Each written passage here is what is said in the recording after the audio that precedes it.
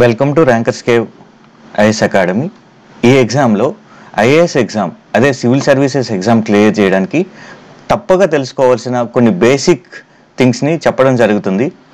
ఈ వీడియోలో మీరు ఫుల్గా చూసినట్టయితే చివరిలో నేను 5 యూపీఎస్సీ ఇంటర్వ్యూస్ ఇచ్చాను, అయినా కూడా సివిల్ సర్వీసెస్ క్లియర్ చేయలేకపోవడానికి నేను చేసిన మిస్టేక్స్ ఏంటి, నేను ఈ ప్రిపరేషన్లో ఏవైతే మిస్టేక్స్ చేసి నా ఇయర్స్ అన్ని వేస్ట్ చేసుకున్నానో అవే మిస్టేక్స్ మీరు చేయకూడదు అనే ఉద్దేశంతో ఈ వీడియో చేయడమైంది. ఈ వీడియో చూడడం వల్ల నేను ఒక 5 to 6 ఇయర్స్లో చేసిన మిస్టేక్స్ అన్ని కూడాను మీరు ఒక హాఫ్ అన్ అవర్లో తెలుసుకొని మీ 5 to 6 ఇయర్స్ని సేవ్ చేసుకోవచ్చు. లేదంటే సేమ్ మిస్టేక్స్ని మళ్ళీ రిపీట్ చేయాల్సి ఉంటుంది. దానికి ముందుగా నేను శ్రీనివాస్ 5 యూపీఎస్సీ ఇంటర్వ్యూస్ హిస్టరీ ఆప్షనల్తో ఇచ్చాను. నేను ఐటీ ఇండస్ట్రీలో పనిచేశాను, సెంట్రల్ గవర్నమెంట్ స్టేట్ గవర్నమెంట్లో కూడా వర్క్ చేశాను. అన్నిటి ఎక్స్పీరియన్సెస్తో నా ఏర్పరచుకున్న అవగాహన సివిల్ సర్వీసెస్ పైన ఎందుకు కొంతమంది సక్సెస్ అవుతున్నారు, ఎందుకు కొంతమంది ఫెయిల్యూర్ అవుతున్నారు అనే దానిపై ఈ వీడియో చేయడమైనది. ఈ వీడియో నేను ఏ ఉద్దేశంతో చేశానంటే, ఈ వీడియో ద్వారా ఒక కోచింగ్ తీసుకుంటే మీరు కలెక్టర్ అయిపోతారనో, ఒక టెస్ట్ సిరీస్ రాసేస్తే మీరు టాపర్ అయిపోతారనో చెప్పే ఉద్దేశం మాత్రం కాదు. ఇంకొకటి ఏంటంటే, ఇలాంటి వీడియోస్ చాలా చూసుంటారు మీరు. సివిల్ సర్వీస్ స్ట్రాటజీ అంటారు, సివిల్ సర్వీసెస్ మోటివేషన్ అంటారు, అది కొనండి ఇది తీసుకోండి అని చెప్తారు. నేను ఏది కొనమని చెప్పను, ఏది తీసుకోమని చెప్పను. జస్ట్ ఈ వీడియో చూడండి, మీ స్ట్రాటజీలో మీ సివిల్ సర్వీసెస్ పైన అవగాహన ఖచ్చితంగా మారుతుందని నేను నమ్ముతున్నాను. మరీ ముఖ్యంగా నేను ఈ వీడియో ఐన్స్టీన్ లాంటి ఐక్యూ ఉన్న వాళ్ళకి, లేదా చిన్నప్పటి నుంచి Hyderabad public school, Delhi public స్కూల్లో చదివి తర్వాత ఎయిమ్స్, ఐఐటి లాంటి దాన్ని టాప్ స్కూల్లో చదివి ఆల్రెడీ పేరెంట్స్ ఐఏఎస్ ఐపీఎస్ లాంటి వాళ్ళ ఉద్దేశంతో చేయలేదు. ఎందుకంటే చాలా వీడియోల్లో చాలా వరకు స్ట్రాటజీస్ నేను చూసిన వరకు ఎవరైతే already well established well settled families నుంచి ఉన్నారో వాళ్ళకి బెనిఫిట్ అయ్యేటట్టు మీరు ఇది చదివండి, జస్ట్ ఇది చదివండి మీకు ర్యాంక్ వచ్చేస్తుందని ఒక గుడ్డి అపోహ కల్పిస్తున్నారు. అలాంటి వాళ్ళ కోసం, అలాంటి అమూల్ బేబీస్ కోసం మాత్రం కాదు ఇది. ఈ వీడియో ఎవరి కోసం అని అంటే, గ్రామీణ ప్రాంతంలో పుట్టి లేదా చిన్న పట్టణాల్లో పుట్టి వాళ్ళకి సరైన ప్రాథమిక విద్య లేక కానీ కష్టపడే స్వభావం, తెలివి, సమాజానికి సేవ చేయాలనే అంకిత భావం ఉన్న వాళ్ళ కోసం ఈ వీడియో చేయడం జరిగింది. ముందు civil services nature of exam గురించి తెలుసుకుందాం. మనం సివిల్ సర్వీసెస్ నేచర్ ఆఫ్ ఎగ్జామ్ని ఒక కామెడీ వేలో చెప్పాలంటే ఇది ఒక చెరుకు మిషన్తో కంపేర్ చేయొచ్చు. ఎందుకు నేను చెరుకు మిషన్తో కంపేర్ చేశానంటే, ఫస్ట్ టైం ప్రిలిమినరీ స్టేజ్లో మన ఫుల్ ఎనర్జీ ఉంటుంది, ఆ చెరుకు గడ్డని చెరుకు మిషన్లో పెడతాడు. నెక్స్ట్ కొంత మొత్తం మనలో ఉన్న జ్యూస్ అంతా లాగేసిన తర్వాత మెయిన్స్ ఎగ్జామ్లో ఇంకోసారి మడత పెట్టి చెరుకుగడ్డ మిషన్లో పెడతాడు. అది మెయిన్స్ ఎగ్జామ్. అక్కడి నుంచి కూడాను మన జ్యూస్ అంతా కారిపోతుంది. ఆ తర్వాత ఫైనల్ స్టేజ్లో నిమ్మకాయ, అల్లం వేసి మళ్ళీ పెడతాడు. ఆ చివరికి వస్తుంది. ఆ చివరికి మిగల వచ్చేది మనకు ఫైనల్కి వచ్చే మన డ్రీమ్ జాబ్, అది ఐఏఎస్. సింపుల్గా చెప్పాలంటే ప్రిలిమినరీ, మెయిన్స్, నిమ్మకాయ స్టేజ్, ఇంటర్వ్యూ, ఈ 3 స్టేజ్లు ఉంటాయి సివిల్ సర్వీస్ ఎగ్జామ్లో. అందుకే ఇది ఒక డ్రైనింగ్ ఎగ్జామ్, ఇది ఒక లెంతీ ఎగ్జామ్. ఇది 1.5 years ఎగ్జామ్ రాయడానికే మీకు సరిపోతుంది. ఇంకా ప్రిపరేషన్కి అయితే కొంతమందికి పంచవర్ష ప్రణాళికలు అవుతాయి. సో ఇంక ముందుగా వెళ్తే ఈ బేసిక్స్ ప్రతి వీడియోలో కూడా ఉంటాయి కాబట్టి నేను పెద్దగా ఫోకస్ చేయట్లేదు. బట్ నేను బిగినర్స్ ఎవరైతే ఉన్నారో వాళ్ళ కోసం చెప్తున్నాను. సివిల్ సర్వీసెస్ 3 స్టేజెస్ ఉంటాయి. ఫస్ట్ స్టేజ్లో ప్రిలిమినరీ ఎగ్జామ్, సెకండ్ స్టేజ్లో మెయిన్స్ ఎగ్జామ్, థర్డ్ స్టేజ్లో ఇంటర్వ్యూ ఉంటుంది. ప్రిలిమినరీలో రెండు ఎగ్జామ్స్ ఉంటాయి, ఒకటే రోజు జరిగితే. మార్నింగ్ జనరల్ స్టడీస్ జరుగుతుంది, దాన్ని జిఎస్ పేపర్ అంటారు. ఆఫ్టర్నూన్ సీసెట్ పేపర్ జరుగుతుంది. జిఎస్లో వచ్చిన స్కోరే కట్ ఆఫ్ కి కన్సిడర్ చేస్తారు. అంటే జిఎస్లో ఎవరైతే 10,000 మంది టాప్ స్కోరర్స్ ఉంటారో వాళ్ళని మాత్రమే మెయిన్ స్టేజ్కి పిలుస్తారు. సీసాట్ అనేది క్వాలిఫైయింగ్ నేచర్, అంటే మీకు 33% రావాలి, అంటే ఆల్మోస్ట్ 66 to 67% మధ్యలో రావాలి. సో మనం 67% అనుకుందాం. ఈ ఎగ్జామ్ అనేది 100 క్వశ్చన్స్ GS1లో ఉంటాయి, 80 క్వశ్చన్స్ సీసాట్లో ఉంటాయి. 2 hours డ్యూరేషన్ ఉంటుంది. సీసాట్ మీకు కనిపించడానికి క్వాలిఫైయింగ్ ఎగ్జామ్లా ఉన్నా ఆ 33% తెచ్చుకోవడం అనేది గగనం అయిపోతుంది. అది నేను తర్వాత చెప్తాను. అలానే దానికోసం సపరేట్ వీడియో కూడా చేయబోతున్నాను. ఇంకా మెయిన్ స్టేజ్, ఎంటైర్ ఎగ్జామ్లో ఏదైనా మెయిన్ ఉందంటే అది మెయిన్స్ ఎగ్జామే. ఎందుకంటే మీ ర్యాంక్కి మార్కులను కన్సిడర్ చేసేది ఇక్కడి నుంచే. ప్రిలిమినరీ ఎగ్జామ్లో మీకు ఎన్ని మార్కులు వచ్చాయనేది కూడా ఎవరు పట్టించుకోరు. ఫర్ ఎగ్జాంపుల్ టీనా దాబీ, ఆమె టాపర్, ఆమె కట్ ఆఫ్ కన్నా ఒక 0.34 మార్క్స్ ఎక్కువ వచ్చాయి, కానీ ఆమె ఆల్ ఇండియా టాపర్ అయింది. ఎందుకంటే ఆమె ప్రిలిమినరీ మార్క్స్ని కన్సిడర్ చేయరు. సో మీరు కట్ ఆఫ్ కన్నా 0.5 వచ్చినా 50 మార్కుల డిఫరెన్స్ వచ్చినా ఏ మాత్రం తేడా ఉండదు. నాకు చాలాసార్లు ప్రిలిమినరీ కట్ ఆఫ్ కన్నా 20-30 మార్కులు కూడా ఎక్కువ వచ్చాయి, కానీ దానివల్ల ఎలాంటి యూజ్ లేదు. సో మీ మేజర్ ఫోకస్ ఎక్కడ ఉండాలంటే మెయిన్స్ ఎగ్జామ్, ఎందుకంటే ఇదే మెయిన్ ఎంటైర్ ప్రాసెస్లో. ఇది బ్రేక్ ఆర్ మేక్ లాంటి ఫేజ్. ఇందులో మొత్తం 5 GS పేపర్లు ఉంటాయి, ఆప్షనల్ ఉంటుంది, ఆప్షనల్లో మళ్ళీ 2 పేపర్లు ఉంటాయి. వీటికి అదనంగా తెలుగు, ఇంగ్లీష్ క్వాలిఫైయింగ్ నేచర్ ఉంటుంది. ఎందుకంటే మనం అందరం తెలుగు మాట్లాడే వాళ్ళం కాబట్టి తెలుగు రాస్తాం, లేదా హిందీ లాంటిది కూడా రాసుకోవచ్చు. ఇంగ్లీష్ మాత్రం మ్యాండేటరీ, ఏదైనా మన లోకల్ లాంగ్వేజ్ ఒకటి రాయొచ్చు. ఆ 2 కూడా క్వాలిఫైయింగ్ నేచర్, అవి 300 మార్క్స్కి ఉంటాయి. మిగతా ఈ 7 పేపర్స్ అయితే 5 GS + 2 ఆప్షనల్ ఏవైతే ఉంటాయో అవి 250 మార్క్స్కి. మీకు 250కి 250 వేయరు. GS పేపర్లో 100 నుంచి 120 వరకు వస్తే మీరు ఎక్సెప్షనల్గా స్కోర్ చేసినట్టు ఉంటుంది. అదే ఆప్షనల్ అయితే 270 నుంచి 300 అవుట్ ఆఫ్ 500 స్కోర్ చేస్తే మీరు మంచి స్కోర్ చేసినట్టు ఉంటుంది. ఈ మార్క్స్ అన్ని కూడా 1750కి ఉంటాయి. ఒక్కొక్క పేపర్ 3 అవర్స్ ఉంటుంది. 3 అవర్స్లో ఇప్పుడున్న ట్రెండ్ ప్రకారం 20 క్వశ్చన్స్ రాయాలి. ఆ క్వశ్చన్స్ రాయడమే చాలా కష్టమైన పని. కొంతమందికి చెయ్యి తిరగదు, ఇప్పటివరకు రైటింగ్ చేసే అలవాటే ఉండదు. ఆ పేపర్ ఇన్ టైంలో కంప్లీట్ చేయడం అనేది గగనం. నెక్స్ట్ స్టేజ్ పర్సనాలిటీ టెస్ట్ లేదా ఇంటర్వ్యూ. ఇది 275 మార్క్స్కి ఉంటుంది. మెయిన్ స్కోర్, ఇంటర్వ్యూ స్కోర్ కలిపి ఫైనల్ మెరిట్ లిస్ట్ ఇస్తారు. ఇంటర్వ్యూలో మీకు ఇంటర్వ్యూకి క్వాలిఫై అయ్యి మీకు 210 వరకు ఇంటర్వ్యూలో స్కోర్ చేస్తే మీకు పక్కా ఏదో ఒక ర్యాంక్ వస్తుంది. కానీ నా ఫస్ట్ అటెంప్ట్లో నేను చాలా నేరోగా మిస్ అయ్యాను. అప్పుడు నాకు ఇంటర్వ్యూలో వేసిన స్కోర్ 140. అదే ఏడాది మా సార్ ఒక అతనికి 206 వేశారు. ఆయన ఇప్పుడు IASలో ఉన్నారు. సో 60 మార్క్స్ అనేది మీరు రిటర్న్ టెస్ట్లో తెచ్చుకోవడం అనేది చాలా కష్టం. అదే ఇంటర్వ్యూలో హాఫ్ అన్ అవర్లో నాకు 140 పడింది, ఇంకొకరికి 210 పడింది.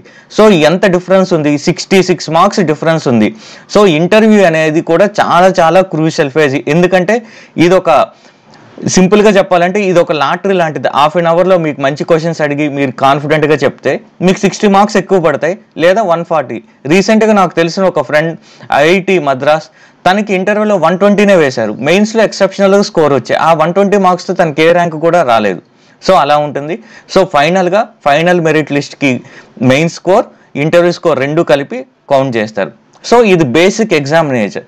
కానీ ఇప్పుడు ఈ వీడియోలో ఇక్కడి నుంచి మెయిన్ ఇన్పుట్స్ ఇవ్వడం జరుగుతుంది. ఏంటి ఆ మెయిన్ ఇన్పుట్స్ అంటే, ప్రతి ఒక్కరు కూడా నేను సివిల్స్ అయిపోదాం, నేను కలెక్టర్ అయిపోదాం, SP అయిపోదాం అనుకుంటారు. వాళ్ళ మైండ్లో ఉండేది ఏంటంటే నేను కోచింగ్ తీసుకోవాలి, లేదా నేను సబ్జెక్ట్స్ చదివేయాలి, సో నేను అయిపోతానని ఇదే దూరంతో ఉంటారు. కానీ ఎవ్వరు కూడాను ఇనీషియల్గా ఒక క్వశ్చన్ వేసుకోరు. అసలు UPSC అదే సివిల్ సర్వీసెస్ కండక్ట్ చేసే బాడీ ఒక స్టూడెంట్ నుంచి ఏం ఎక్స్పెక్ట్ చేస్తుంది. ఆ సిలబస్ ఇచ్చి ఉండొచ్చు, సిలబస్లో ఒక పర్టికులర్ టాపిక్ ఉండొచ్చు. బియాండ్ దట్ మనం చూడాలి. ఆ సిలబస్, ఆ టాపిక్స్ బియాండ్ దట్ UPSC ఏం ఎక్స్పెక్ట్ చేస్తుంది. UPSC ఏం ఎక్స్పెక్ట్ చేస్తుందంటే UPSC ప్రైమరీగా IASని రిక్రూట్ చేయడానికి ట్రై చేస్తుంది. అంటే కలెక్టర్లు అంటే ఎవరు? చిన్న వయసులోనే ఒక జిల్లాని లీడ్ చేసేవాళ్ళు, ఒక లీడర్షిప్ రోల్లో ఉండేవాళ్ళు. ఒక లీడర్కు ఉండాల్సిన లక్షణాలు ఏంటి? ఒక లీడర్కు ఉండాల్సిన ప్రధాన లక్షణం విషయ పరిజ్ఞానం, వివిధ అంశాల పట్ల అవగాహన ఉండాలి. ఆ విషయ పరిజ్ఞానాన్ని ఆలోచించే, తార్కికంగా రేషనల్గా ఆలోచించే శక్తి ఉండాలి. సో లాజికల్ మైండ్ ఉండాలి. థర్డ్, దాన్ని టెన్షన్ సిచ్యువేషన్లో అప్లై చేసేటట్టు ఉండాలి. So application of the knowledge, prudence, ఒక విజ్డమ్ అనేది అయితే ఉండాలి. ఈ నాలెడ్జ్ని జస్ట్ టెక్స్ట్ బుక్కే కాదు, అప్లికేషన్లా ఉండాలి. అప్లికేషన్ కూడా ఎలాంటి అప్లికేషన్లో మీకు లీజర్ టైం ఇచ్చారు. మీకు ఒక డిజాస్టర్ వస్తుంది, డిజాస్టర్ వచ్చినప్పుడు నేను రేపు తీసుకుంటాలే డెసిషన్ అనేది ఉండదు. అప్పటికప్పుడు డెసిషన్ తీసుకోవాలి. ఒక law and order situation arise అవుద్ది, నేను ఎల్లుండి చూస్తాలని ఉండదు. అప్పటికప్పుడు డెసిషన్ తీసుకోవాలి. సో నాలెడ్జ్ ఉండాలి, లాజికల్ థింకింగ్ ఉండాలి, ఈ డిఫికల్ట్ సిచ్యువేషన్లో డెసిషన్ మేకింగ్ అనేది ఉండాలి. అన్నిటికన్నా ముఖ్యంగా వీటి 3 ఉంటే సరిపోదు. 4వది మీకు ఎథికల్ పర్సనల్. అసలు మీరు ఎలాంటి పర్సనల్? ఫర్ ఎగ్జాంపుల్ 2 మతాల మధ్యన ఘర్షణ జరుగుతుంది. మీకు క్రౌడ్ని ఎలా కంట్రోల్ చేయొచ్చో తెలుసు, మీరు ఒక మతానికి చెందిన వాళ్ళు, కానీ మీరు ఏం చేశారంటే ఇంకో మతానికి ఫేవరబుల్గా ఉండడం కోసం అనేది ఎలాంటి యాక్షన్ కూడా తీసుకోలేదు. సో అలాంటి పర్సన్ నిష్పాక్షికంగా ఉన్నారా లేదనేది కూడాను ఎథిక్స్. సో ఈ 4 యూపీఎస్సీ చూస్తుంది. ఈ 4 కన్వే చేయకుండా మనం ఎప్పుడూ కూడా గుడ్డిద్ది చైన్లో పడినట్టు నేను నాలెడ్జ్ నేర్చుకుంటా, కోచింగ్కి వెళ్తా, టెస్ట్ సిరీస్ రాసేస్తా అంటే మీకు వర్కౌట్ అవ్వదు. మా అయితే మీరు కట్టిన ఫీజులతో ఏదైనా ఇన్స్టిట్యూట్ కొత్త బిల్డింగ్ కట్టుకోవచ్చు అంతే. So before jump in to the syllabus, before jump in to the content, we have to see what UPSC is actually expecting from students. సో దీంట్లో మనం చూద్దాం. జనరల్ స్టూడెంట్స్ అందరూ ఏదనుకుంటారు, నేను కోచింగ్ వెళ్ళా, పుస్తకాలు చదివేసా, కష్టపడ్డా, రోజుకి 16 గంటలు చదివా, 18 గంటలు చదివా, నా కలెక్టర్ జాబ్ వచ్చేస్తుందా? ఇదే క్వశ్చన్. అది కంప్లీట్గా తప్పు. సో నేను ఈ సివిల్ సర్వీసెస్ ఎగ్జామ్లో ఒక 4 కీ పిల్లర్స్గా ఐడెంటిఫై చేశాను. 4 కీ పిల్లర్స్ ఐడెంటిఫై చేస్తే మీకు సివిల్ సర్వీసెస్ ర్యాంక్ రావడమే కాదు, వచ్చినా కూడాను వన్ ఆఫ్ ది బెస్ట్. మీరు చూసుకుంటే ఇండియాలో ఒక 3000+ ఐఏఎస్లు ఉన్నారు. మీకు ఎంతమంది తెలుసు? కొంతమంది తెలుసు. ఎందుకంటే వాళ్ళు ర్యాంక్ కొట్టిన తర్వాత కూడా ఎక్సెప్షనల్గా పర్ఫామ్ చేస్తున్నారు. ఇండిపెండెంట్ ఇండియాలో చాలా తక్కువ మంది అలాంటి ఎక్సెప్షనల్ స్కిల్స్ ఉన్నాయి. సో వాటన్నిటికీ నేను ఒక 4 పిల్లర్స్ ఐడెంటిఫై చేశాను. వాటిని ఒక వర్డ్ పెట్టాను, skip. Don't skip this video అన్నట్టు. ఏంటి ఆ స్కిప్ అంటే, ఫస్ట్ స్కిల్ ఉండాలి. చాలామంది కోచింగ్ ఇన్స్టిట్యూట్లో కూడా వాటన్నిటిలో చెప్పేది నాలెడ్జ్. మీరు పాలిటీ చదివండి, లక్ష్మీకాంత్ చదివండి, బిపిన్ చంద్ర చదివండి, రమేష్ సింగ్ చదివేయండి, ఎథిక్స్ లూక్మ్యాన్ చదివేయండి. ఇవన్నీ ఓకే, అది ఒక ఆస్పెక్ట్. దానికి ఆస్పెక్ట్ కన్నా స్కిల్ అనేది ఇంపార్టెంట్. ఏంటి ఆ స్కిల్ అనేది నేను ఒక చిన్న ఎగ్జాంపుల్ చెప్తా. నేను ఒక ఆన్సర్ చెప్పాను, మీరు ఇద్దరు స్టూడెంట్స్ తీసుకొని ఇద్దరు ఆన్సర్స్ రాశారు. నేను మళ్ళీ దాన్ని కరెక్ట్ చేసా. ఒకరికి 4.5 వస్తుంది, ఇంకొకరికి 4 వస్తుంది. ఎందుకు ఆ డిఫరెన్స్ అంటే ఇద్దరు కంటెంట్ ఒకటే రాశారు కదా, ఇద్దరికి మార్కులు రావాలి కదా. కానీ అలా కాదు. అక్కడ 4.5 వచ్చే విద్యార్థి ఏం రాస్తాడంటే, నాకు చదవడానికి బాగా ఉండేటట్టు, హ్యాండ్ రైటింగ్ చాలా నీట్గా, వర్డ్స్ని చాలా మంచిగా అండర్లైన్ చేసుకుంటూ దాని ప్రజెంటేషన్ ఇంప్రూవ్ చేస్తూ చేస్తాడు. ఆబ్వియస్గా మనం ఎగ్జామ్ కరెక్ట్ చేసేవాడుగా మీ ఫేస్ నాకు తెలియదు, వాళ్ళ ఫేస్ కూడా తెలియదు, నాకు కనిపించింది ఏంటి? మీ ఆన్సర్ షీట్ ఎవరిదైతే బాగుందో, ఎవరైతే స్కిల్ఫుల్గా రాశారో వాళ్ళకి ఒక 0.5 మార్క్స్ వేస్తాను. అంటే ప్రతి పేపర్లో 20 క్వశ్చన్స్ ఉంటాయి. 20 × 0.5 ఎంత? 10 మార్క్స్. అలా 7 పేపర్స్ ఉన్నాయి. 7 × 10 ఎంత? 70 మార్క్స్. సో 70 మార్క్స్ మీరు జస్ట్ స్కిల్తో మీరు నీట్గా హ్యాండ్ రైటింగ్ రాయడం వల్ల, ప్రజెంటేషన్ చేయడం వల్ల వస్తుంది. సో ఆ 70 మార్క్స్ తెచ్చుకోవడం అనేది మీరు నాలెడ్జ్తో 20 సంవత్సరాలు ట్రై చేసినా కూడా మీకు రాదు. అందుకోసమని చాలామంది ఫెయిల్ అవుతారు. చాలాసార్లు నాకు బిలో 5 ఒకసారి 1 మార్కుతో పోయింది. సో 1 మార్క్ వాల్యూ ఎంతో నాకు తెలుసు. అలాంటి 70 మార్క్స్ వాల్యూ ఎంతో మీ ఊహకే మీకు వదిలేస్తున్నాను. సో స్కిల్ ఉండాలి. ఏ రకమైన స్కిల్ ఉండాలి? ఫస్ట్ స్కిల్ ఏంటంటే, మీకు చదివి అర్థం చేసుకునే కెపాసిటీ ఉందా? న్యూస్ పేపర్ చదివారు, హిందూలో న్యూస్ ఆర్టికల్ చదివారు, గుడ్డిగా ఒక ఆర్టికల్ మొత్తం చదివేశారా?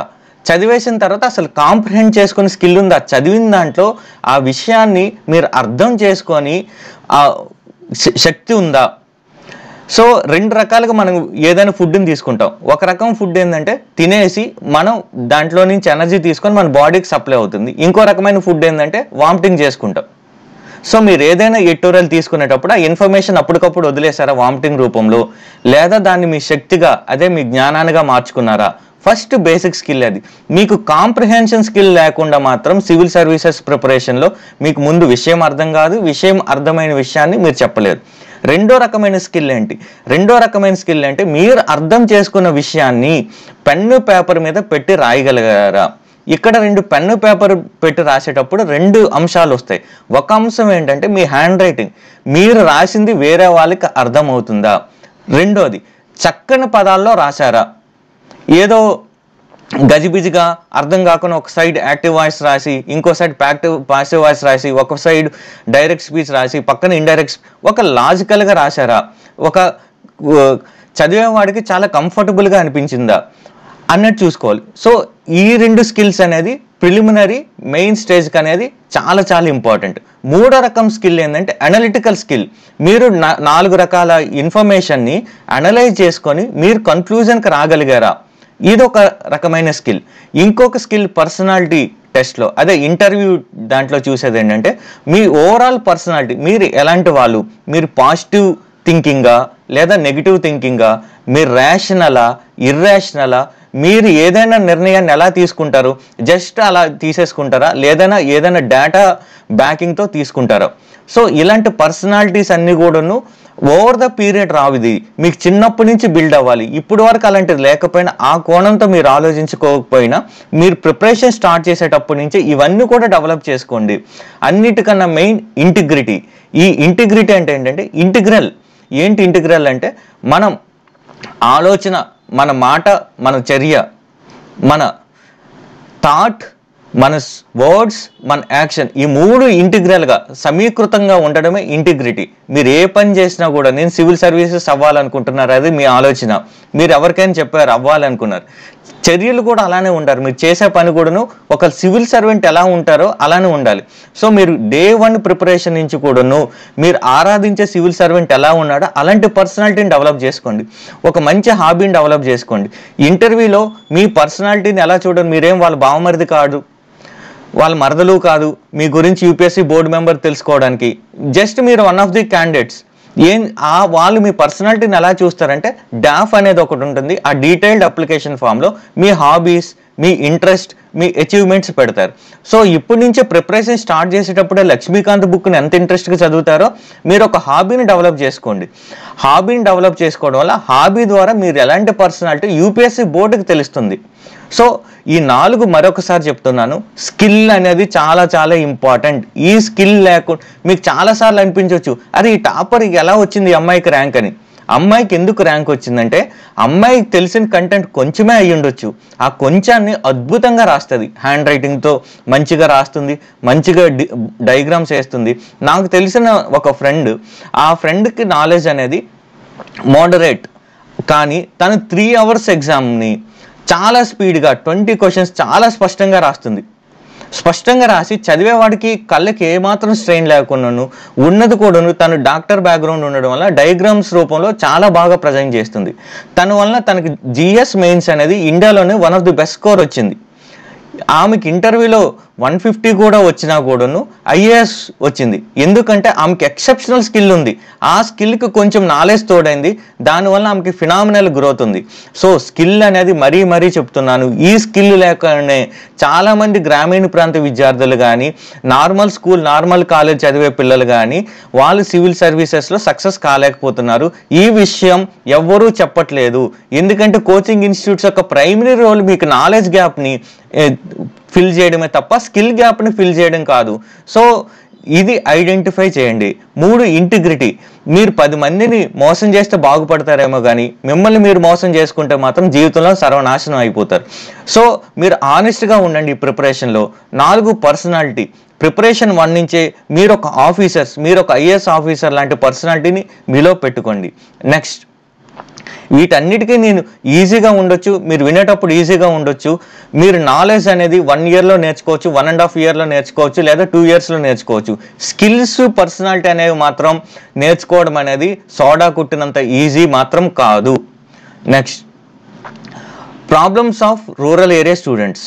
సో ఈ వీడియోలో నేను మెయిన్గా చెప్పాలనుకున్నది, ఇప్పుడు కాలంలో ఏమైందంటే అవేర్నెస్ పెరిగింది. రూరల్ ఏరియాలో గ్రామీణ ప్రాంతం నుంచి వచ్చిన చాలామంది వాళ్ళ సోషో ఎకనామిక్ మొబిలిటీ కోసం అనేది సివిల్ సర్వీసెస్లోకి రావాలి. ఎందుకంటే వాళ్ళు కష్టపడే స్వభావం అనేది వాళ్ళకి పుట్టుక నుంచి ఉంటుంది. వాళ్ళ అమ్మ నాన్న పొలం పనిలో చేస్తారు, లేదా ఏదో కుల వృత్తుల్లో చేస్తారు. వాళ్ళ కుటుంబం ఉన్నత స్థానంలో పెట్టడం కోసం అనేది ప్రతి ఒక్కరిలో కూడా ఒక రకమైన కసి అయితే ఉంది చాలామంది గ్రామీణ ప్రాంతాలు. దానికి తోడు రీసోర్సెస్, ఇంటర్నెట్ వచ్చింది, ఆన్లైన్ క్లాసెస్ వచ్చాయి. సో వాళ్ళందరికీ కూడా అవకాశాలు పెరిగాయి. ఒకవైపు ఆశ ఉంది, అవకాశం ఉంది, వాళ్ళకి శక్తి సామర్థ్యం ఉంది. సో అలాంటివి కానీ వాళ్ళకి కొన్ని ప్రాబ్లమ్స్ ఉన్నాయి, బేసిక్ ప్రాబ్లమ్స్ ఉన్నాయి. ఏంటా బేసిక్ ప్రాబ్లమ్స్ అంటే ఫౌండేషనల్ ఎడ్యుకేషన్ అనేది సరిగ్గా ఉండదు. 2, ఈ వెర్బల్ నాన్ వెర్బల్ కమ్యూనికేషన్ ఉండదు. నాన్ వెర్బల్ కమ్యూనికేషన్ అంటే నీట్గా రాయడం, మంచి సెంటెన్సెస్ రాయడం, దాన్ని బాగా ప్రజెంట్ చేయడం, ఇలాంటి స్కిల్స్ ఉండవు. సో అలానే వాళ్ళకి పెద్ద ఎక్స్పోజర్ ఉండదు.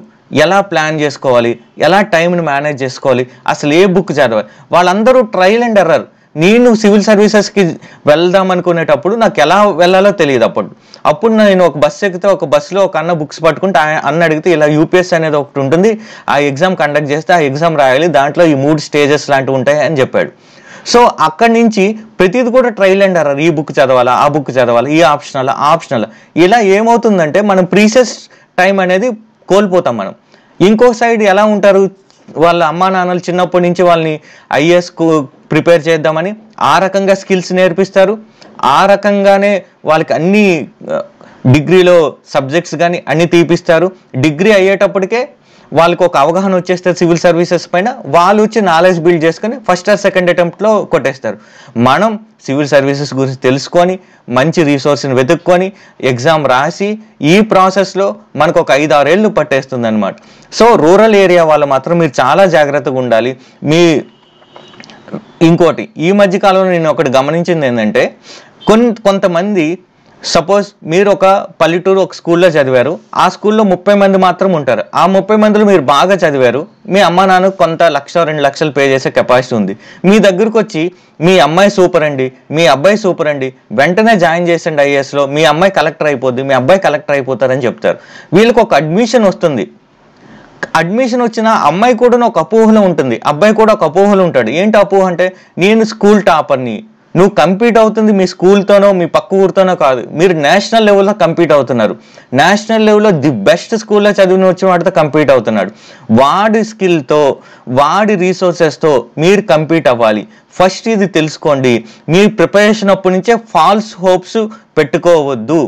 నేను సివిల్ సర్వీసెస్ ప్రిపేర్ కావద్దని చెప్పట్లేదు, ప్రిపేర్ అయినప్పుడు రియలిస్టిక్గా ప్రిపేర్ కండి. అసలు రియల్గా నాలో స్ట్రెంగ్త్ ఏముంది, వీక్నెస్ ఏముంది, ఈ రెండింటిని ఐడెంటిఫై చేయండి. ఆ రెండింటిని వర్కౌట్ చేయడం కోసం నేనేం చేయాలి అని నేను ఒక ఇన్ఫార్మ్డ్ డెసిషన్ తీసుకోమని చెప్తున్నాను. ఇన్ఫార్మ్డ్ డెసిషన్ అనేది ఏ సివిల్ సర్వెంట్కైనా ఒక బేసిక్ నెసెసిటీ.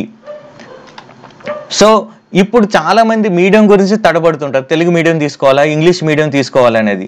తెలుగు మీడియంలో తీసుకుంటే రీసోర్సెస్ అనేది చాలా తక్కువగా ఉంటాయి. ఇంగ్లీష్ మీడియం తీసుకుంటే సడన్గా లాంగ్వేజ్ నేర్చుకోవడం కూడా కష్టంగా ఉంటుంది. ఒక్కొక్కసారి మీరు ఎస్సేలో ఎంత బాగా మీకు కంటెంట్ వచ్చినా కూడాను భాష యొక్క ఇంపాక్ట్ అనేది చాలా ఉంటుంది.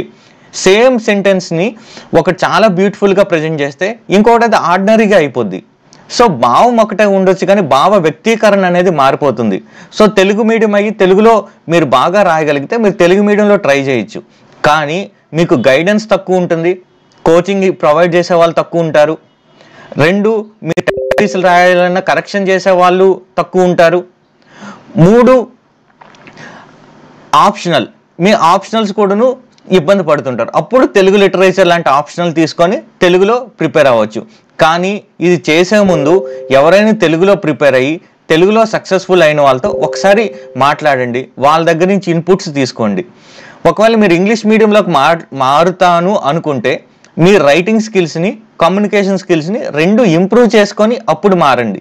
ఏ డెసిషన్ కూడాను లాజిక్ లేకుండా రేషనల్గా కాకుండా ఏ డెసిషన్ తీసుకోవచ్చు. మీ పక్కింటి ఆంటీ చెప్పిందోనో లేకపోతే ఎవరో యూట్యూబ్లో చెప్పారనో మాత్రం మీరు డెసిషన్ తీసుకోవద్దు.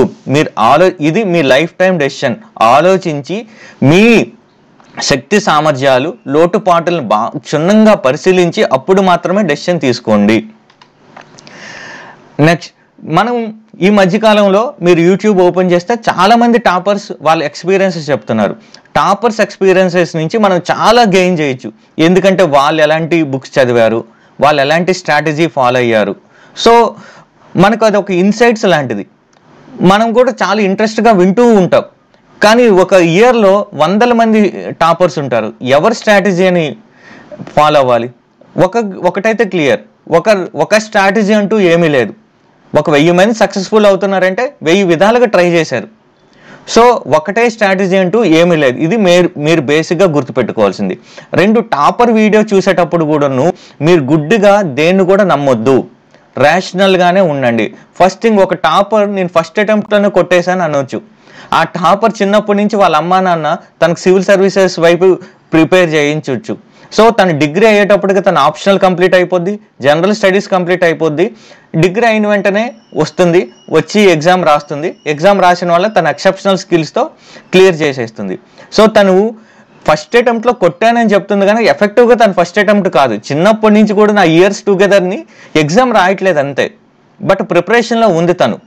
సో అలాంటి టాపర్ మీరు ఫాలో అవుతున్నారా? మీరేమో ఎక్కడో విజయనగరం, శ్రీకాకుళం మారుమూల ప్రాంతంలో చూసి నేను కూడా అలా ఫస్ట్ అటెంప్ట్లో కొట్టేస్తా అంటే కుదరదు. సో ఆమె సోషో ఎకనామిక్ బ్యాక్గ్రౌండ్ వేరు, మీ సోషో ఎకనామిక్ బ్యాక్గ్రౌండ్ వేరు. రెండు, ఇయర్లో ఈ స్ట్రాటజీ వర్కౌట్ అయిందని నెక్స్ట్ ఇయర్ నేను అది కాపీ కొడతానంటే కూడా కుదరదు. ఎందుకంటే ఒక ఇయర్లో ఒకప్పుడు యూపీఎస్సీలో మీకు 20 క్వశ్చన్లు అటెంప్ట్ చేస్తే చాలు మీకు ర్యాంక్ మంచి మార్క్స్ వస్తాయని చెప్పేవాళ్ళు.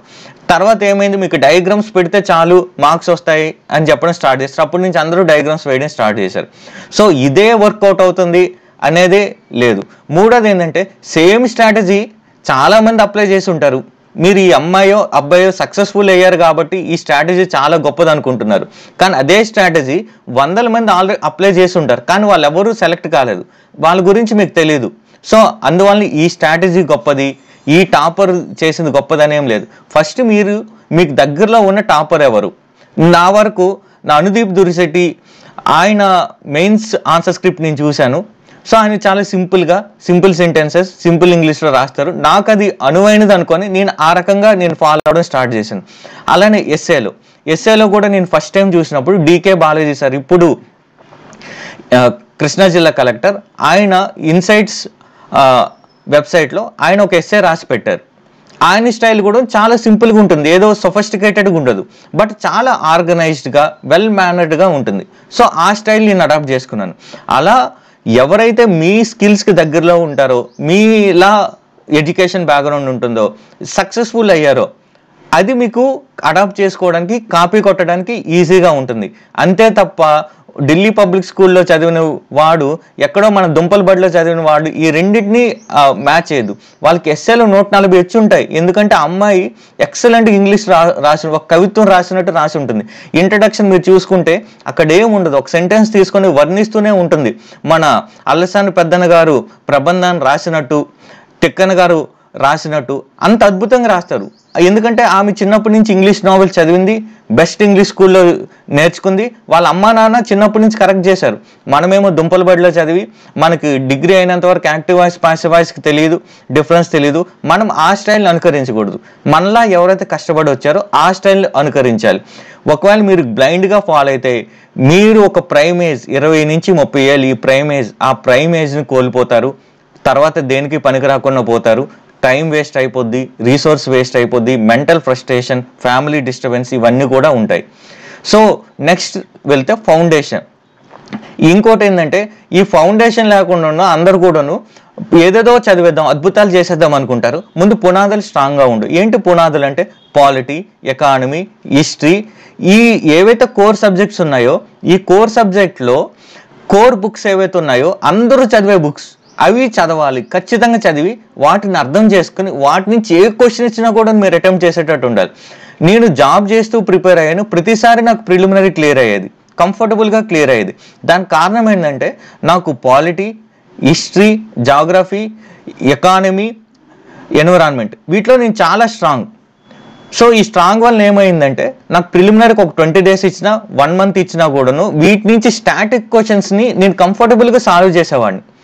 ఆ 1 month 2 months నేను ఏం చేసేవాడిని అంటే కరెంట్ అఫైర్స్ మీద, సైన్స్ అండ్ టెక్నాలజీ మీద పెట్టేవాడిని.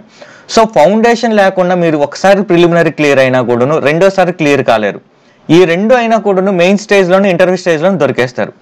ఎవరో కొంతమంది ఉంటారు లక్కీ ఫెలోస్, ఎవరో 1-2 ఎక్సెప్షన్ చూసేసి మీకు ఫాలో అవద్దు. అప్పుడు పులిని చూసుకొని నక్క వాతలు పెట్టుకున్నట్టు ఉంటుంది.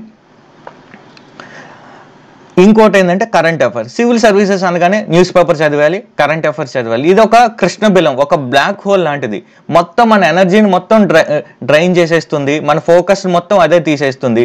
కానీ అందరూ కరెంట్ అఫైర్స్ చదవాలి, అది న్యూస్ పేపర్ చదివేయాలి, మ్యాగజైన్స్ చదివేయాలి, అది చదివాలి, ఇది చదివాలి, 100 చదివాలి అని చెప్తారు. కానీ అసలు కరెంట్ అఫైర్స్ ఎందుకు చదవాలి అని బేసిక్ క్వశ్చన్ అనేది చాలా తక్కువ మంది అడుగుతారు. ఎందుకు చదవాలి, దాన్ని ఎలా వాడాలి అనేది ఎవరికైతే తెలుస్తుందో వాళ్ళే ఎక్సలెంట్గా దాన్ని ఎగ్జామ్లో పెడతారు. లేదంటే మీరు రోజు న్యూస్ పేపర్ చదువుతారు, గంట చదువుతారు, 2 గంటలు చదువుతారు, అది బూడిదలో పోసిన పన్నీరే, ఒక గుడ్డిద్దు చైన్లో పడ్డట్టే. సో కరెంట్ అఫైర్స్ అనే ఒక బ్లాక్ హోల్లోకి మీ ఎనర్జీని మొత్తం పంపు చేసేయదు. ఖచ్చితంగా కరెంట్ అఫైర్స్ కావాలి, న్యూస్ పేపర్ కావాలి. అన్ని వీడియోస్లో నేను అడుగుతాను న్యూస్ పేపర్ ఎలా చదవాలి. నన్ను కూడా చాలామంది అడుగుతారు, సార్ న్యూస్ పేపర్ ఎలా చదవాలో చెప్పండి. న్యూస్ పేపర్ ఎలా చదవాలో కాదు, first fundamental question news paper ఎందుకు చదవాలి సివిల్ సర్వీసెస్లో. అప్పుడు మీరు ఆ క్వశ్చన్కి మీరు ఆన్సర్ తెలుసుకున్నట్టయితే ఎందుకు చదవాలి అనేది, ఎలా వాడాలనేది నెక్స్ట్ క్వశ్చన్ తెలుస్తుంది. ఎలా వాడాలనేది తెలుసుకుంటే ఎఫెక్టివ్ వేలో మీరు వాడగలుగుతారు. మీరు అప్పుడు 1 గంట చదివినా కూడా ఒక 10 గంటలు చదివిన లెవెల్లో మీరు ఆన్సర్లో రాయగలుగుతారు, ప్రతి క్వశ్చన్ ఇన్కార్పొరేట్ చేయగలుగుతారు. దీనికోసం నేను సపరేట్ వీడియో చేయబోతున్నాను ఈ వీడియో అయినాక. సో మనం న్యూస్ పేపర్ని ఏదో జర్నలిస్ట్ చదివినట్టు, జర్నలిజం కోసం చదివినట్టు చదవకూడదు. మనం ఒక ఐఏఎస్ అవ్వడానికి అయినట్టు చదవాలి. సో ఏం చదవాలి, ఏం చదవకూడదు అని నేను ఒక కంప్లీట్ వీడియో ఒక 1 వీక్లో నేను అప్లోడ్ చేస్తాను, అది కూడా చూడండి ఒకసారి. Next, note making. ఇది డిసైడింగ్ ఫ్యాక్టర్ ఆర్గనైజ్డ్ థింకింగ్కి, అన్ఆర్గనైజ్డ్ థింకింగ్కి. రోజు చదువుతుంటాం, పడేస్తుంటాం, రోజు చదువుతుంటాం, పడేస్తుంటాం. కానీ ఎవరైతే కీ పాయింట్స్ రాసుకుంటారో అది చాలా అవసరం. ఒకటి, మనం రాసుకునేటప్పుడు మనం నేర్చుకునేది ఎక్కువ ఉంటుంది జస్ట్ చదివేదానికన్నాను. రెండోది, మన థాట్స్ని ఆర్గనైజ్ చేయొచ్చు. మూడోది, రివిజన్ చాలా ఈజీ అయిపోద్ది. మీరు సంవత్సరం మొత్తం చదవండి, కానీ లాస్ట్ 10 రోజులు ఏదైతే చదువుతారో అది ఎక్కువగా మీ రిటెన్షన్ కెపాసిటీ ఉంటుంది, అది ఎక్కువ మీ బ్రెయిన్లో ఉంటుంది. సో అది ఎక్కడో ఈ మ్యాగజైన్లో అది చేయలేరు. మీకంటే ఒక చిన్న నోట్ ఉండాలి. Keep it simple and short. Me notes ఎలా ఉండాలంటే కిస్లా ఉండాలి, keep it simple and short. అంతే తప్ప అదే పెద్ద ఉగ్రంథం, ఒక పెద్ద బుక్లా ఉండకూడదు. అది చాలా సింపుల్గా ఉండాలి, ప్రతి పేపర్కి చాలా సింపుల్గా. వాల్టేర్ అంటాడు, ఫ్రెంచ్ రెవల్యూషన్కి ముందు వాళ్ళకి చాలా లాస్ ఉంటాయి అనమాట. ఒక ఊర్లో ఒక లా ఉంటుంది, ఇంకో ఊరు ఇంకో లా ఉంటుంది. అప్పుడు నెపోలియన్ వచ్చి అంటాడు, లా ఎంత ఉండాలంటే ఒక కంట్రీకి జేబులో పెట్టుకొని వెళ్ళిపోయేటట్టు ఉండాలి. అలానే మీ నోట్స్ కూడాను ఎగ్జామ్ ముందు ఒక నైట్లో రివిజన్ చేసేటట్టు ఉండాలి. అలాంటి ఎఫెక్టివ్ నోట్ మేకింగ్ ఉండాలి. ఆ ఎఫెక్టివ్ నోట్ మేకింగ్ మీరు చేసుకున్నట్టయితే మీ ప్రిపరేషన్ చాలా సాఫీగా సాగినట్టు. లేదంటే ఏదో ఒక చెత్త కుండీలో మీ ప్రిపరేషన్ సాగుతున్నట్టు. మీరు కష్టపడతారు అంతే, మీకు ప్రతిఫలం ఉండదు. ఇంకోటి, CSAT. నేను ప్రిలిమినరీలో చెప్పాను, మొదటి ఎగ్జామ్ GS కోసం చెప్తే, రెండో ఎగ్జామ్ అనేది ఆఫ్టర్నూన్ ఎగ్జామ్ అనేది CSAT. ఇది క్వాలిఫైయింగ్ నేచరే, కానీ ఈ మధ్యన ఆ క్వాలిఫైయింగ్ మార్క్స్ తెచ్చుకోవడమే గగనం అయిపోయింది. అందువల్ల చాలామంది మెరిటోరియస్ క్యాండిడేట్స్ కూడా దీన్ని ఫెయిల్ అవుతున్నారు. ఈవెన్ దీంట్లో 2 ఆస్పెక్ట్స్ ఉంటాయి. ఒకటి ఇంగ్లీష్ రీడింగ్ కాంప్రహెన్షన్ ఉంటుంది, 2 మ్యాథమెటిక్స్ ఉంటాయి. చాలామంది మ్యాథమెటిక్స్ IITians కూడాను మీ మ్యాథ్స్లో తోపు అది ఇది అనుకున్న వాళ్ళు కూడా దీంట్లో ఫెయిల్ అయ్యారు. ఎందుకు ఫెయిల్ అయ్యారంటే ప్రాక్టీస్ లేకుండా. ఎందుకంటే మ్యాథమెటిక్స్ మనకి ఎప్పుడు వస్తాయి, ఓన్లీ ప్రాక్టీస్ చేసినప్పుడే. మన చేతులకి ఇంక్ అంటించుకునేటప్పుడు మాత్రం మ్యాథమెటిక్స్ వస్తాయి, జస్ట్ చూడడం వల్ల రావు. అందువల్ల మీ Day 1 నుంచి ఒక మంచి కోచింగ్ తీసుకోండి. CSATకి అయితే పరమ దరిద్రమైన కోచింగ్ ఇన్స్టిట్యూట్స్ ఉన్నాయి. కొన్ని కోచింగ్ ఇన్స్టిట్యూట్స్ మాత్రం మంచిగా ఉన్నాయి, అవి హైదరాబాద్లో ఆఫ్లైన్లో దొరకకపోతే ఆన్లైన్లో తీసుకోండి. కానీ ఖచ్చితంగా CSATకి నెగ్లెక్ట్ చేయొద్దు. మీరు CSAT నెగ్లెక్ట్ చేశారంటే మీ ఆదిలోనే మీ సివిల్ సర్వీస్ జర్నీ ఎండ్ అయిపోద్ది. ఆదిలోనంటే ప్రిలిమినరీలోనే. నెక్స్ట్, సివిల్ సర్వీసెస్లో ఇంపార్టెంట్ ఏదైనా ఉంది, వెన్నుముక బోన్ ఏదైనా ఉంది అంటే అది ఆప్షనలే. క్రికెట్ టీంకి సచిన్ టెండూల్కర్ ఎలానో ఒక వెన్నుముకల ఇండియన్ క్రికెట్ టీంకి నిలిచాడు, అలానే మన ఎంటైర్ సివిల్ సర్వీసెస్కి ఆప్షనల్ అనేది కీ. మీరు ఆప్షనల్లోనే మంచి స్కోర్ చేయాలి. ఆప్షనల్లో మంచి స్కోర్ చేస్తే మిగతా వాటిలో అటు ఇటుగా స్కోర్ వచ్చినా కూడాను మీకు ర్యాంక్ వస్తుంది. ఆప్షనల్లో 300 అబవ్ మీరు స్కోర్ చేయగలిగితే మీకు ఇంటర్వ్యూలో తక్కువ వచ్చినా, GSలో తక్కువ వచ్చినా కూడా మీరు కవర్ చేయగలుగుతారు. అంతటి ఇంపార్టెన్స్ ఉంది ఆప్షనల్లో. ఈ ఆప్షనల్ మీరు తీసుకునేటప్పుడు ఏం చేయాలంటే, ఫస్ట్ మీకు అన్ని ఆప్షనల్ లిస్ట్ చూడండి. అన్ని ఆప్షనల్ లిస్ట్ తీసుకొని మీకు జెన్యూన్ ఇంట్రెస్ట్ దేంట్లో ఉందో అది చూడండి. ఎందుకంటే మీరు GSతో పోలిస్తే ఎక్కువ ట్రావెల్ చేసేది ఆప్షనల్తో, మీకు ఎక్కువ మార్క్స్ ఇచ్చేది ఆప్షనల్తో. సో ఈ ఆప్షనల్తో ఎక్కువ ట్రావెల్ చేస్తారు. ఒక అటెంప్ట్ క్లియర్ కాకపోయినా 3-4 అటెంప్ట్లు క్లియర్ అయినా ఈ 5 ఏళ్ళు ట్రావెల్ చేయాల్సింది ఆప్షనల్తో. GSలో కంటెంట్ మారుతుంటుంది, కరెంట్ అఫైర్స్ మారుతూ ఉంటాయి. కానీ ఆప్షనల్ మాత్రం మీకు జెన్యూన్ ఇంట్రెస్ట్ ఉండాలి, ఇంట్రెస్ట్తో పాటు మీకు ఒక స్కిల్ కూడా ఉండాలి, అది నాకు అర్థమవుతుంది, నేను ఈజీగా నేర్చుకోగలను అనేది. మీకు మ్యాథమెటిక్స్ రాకుండా మ్యాథమెటిక్స్ ఆప్షనల్ తీసుకోకూడదు. 2, కెమిస్ట్రీ మీద అవగాహన లేకుండా కెమిస్ట్రీ ఆప్షనల్ తీసుకోకూడదు. అక్షర దోషాలు ఉంచుకొని తెలుగు లిటరేచర్ తీసుకోకూడదు. తెలుగు లిటరేచర్ తీసుకోవాలంటే ఇంట్రెస్ట్తో పాటు అక్షర దోషాలు సరి చేసుకొని అప్పుడు తెలుగు లిటరేచర్ తీసుకోండి. అలానే ఈ 2 కాకుండా కోచింగ్ ఆర్ గైడెన్స్ ఉండాలి. మీకు ఈ గైడెన్స్ కానీ కోచింగ్ లేకపోతే ఆప్షన్ని అవాయిడ్ చేయండి దయచేసి. చాలామంది సెల్ఫ్ లెర్నింగ్ అని చెప్తారు టాపర్స్. మీరు అలాంటి మాటల్ని మీకు వాళ్ళు బాగా తెలిస్తే కానీ నమ్మొద్దు.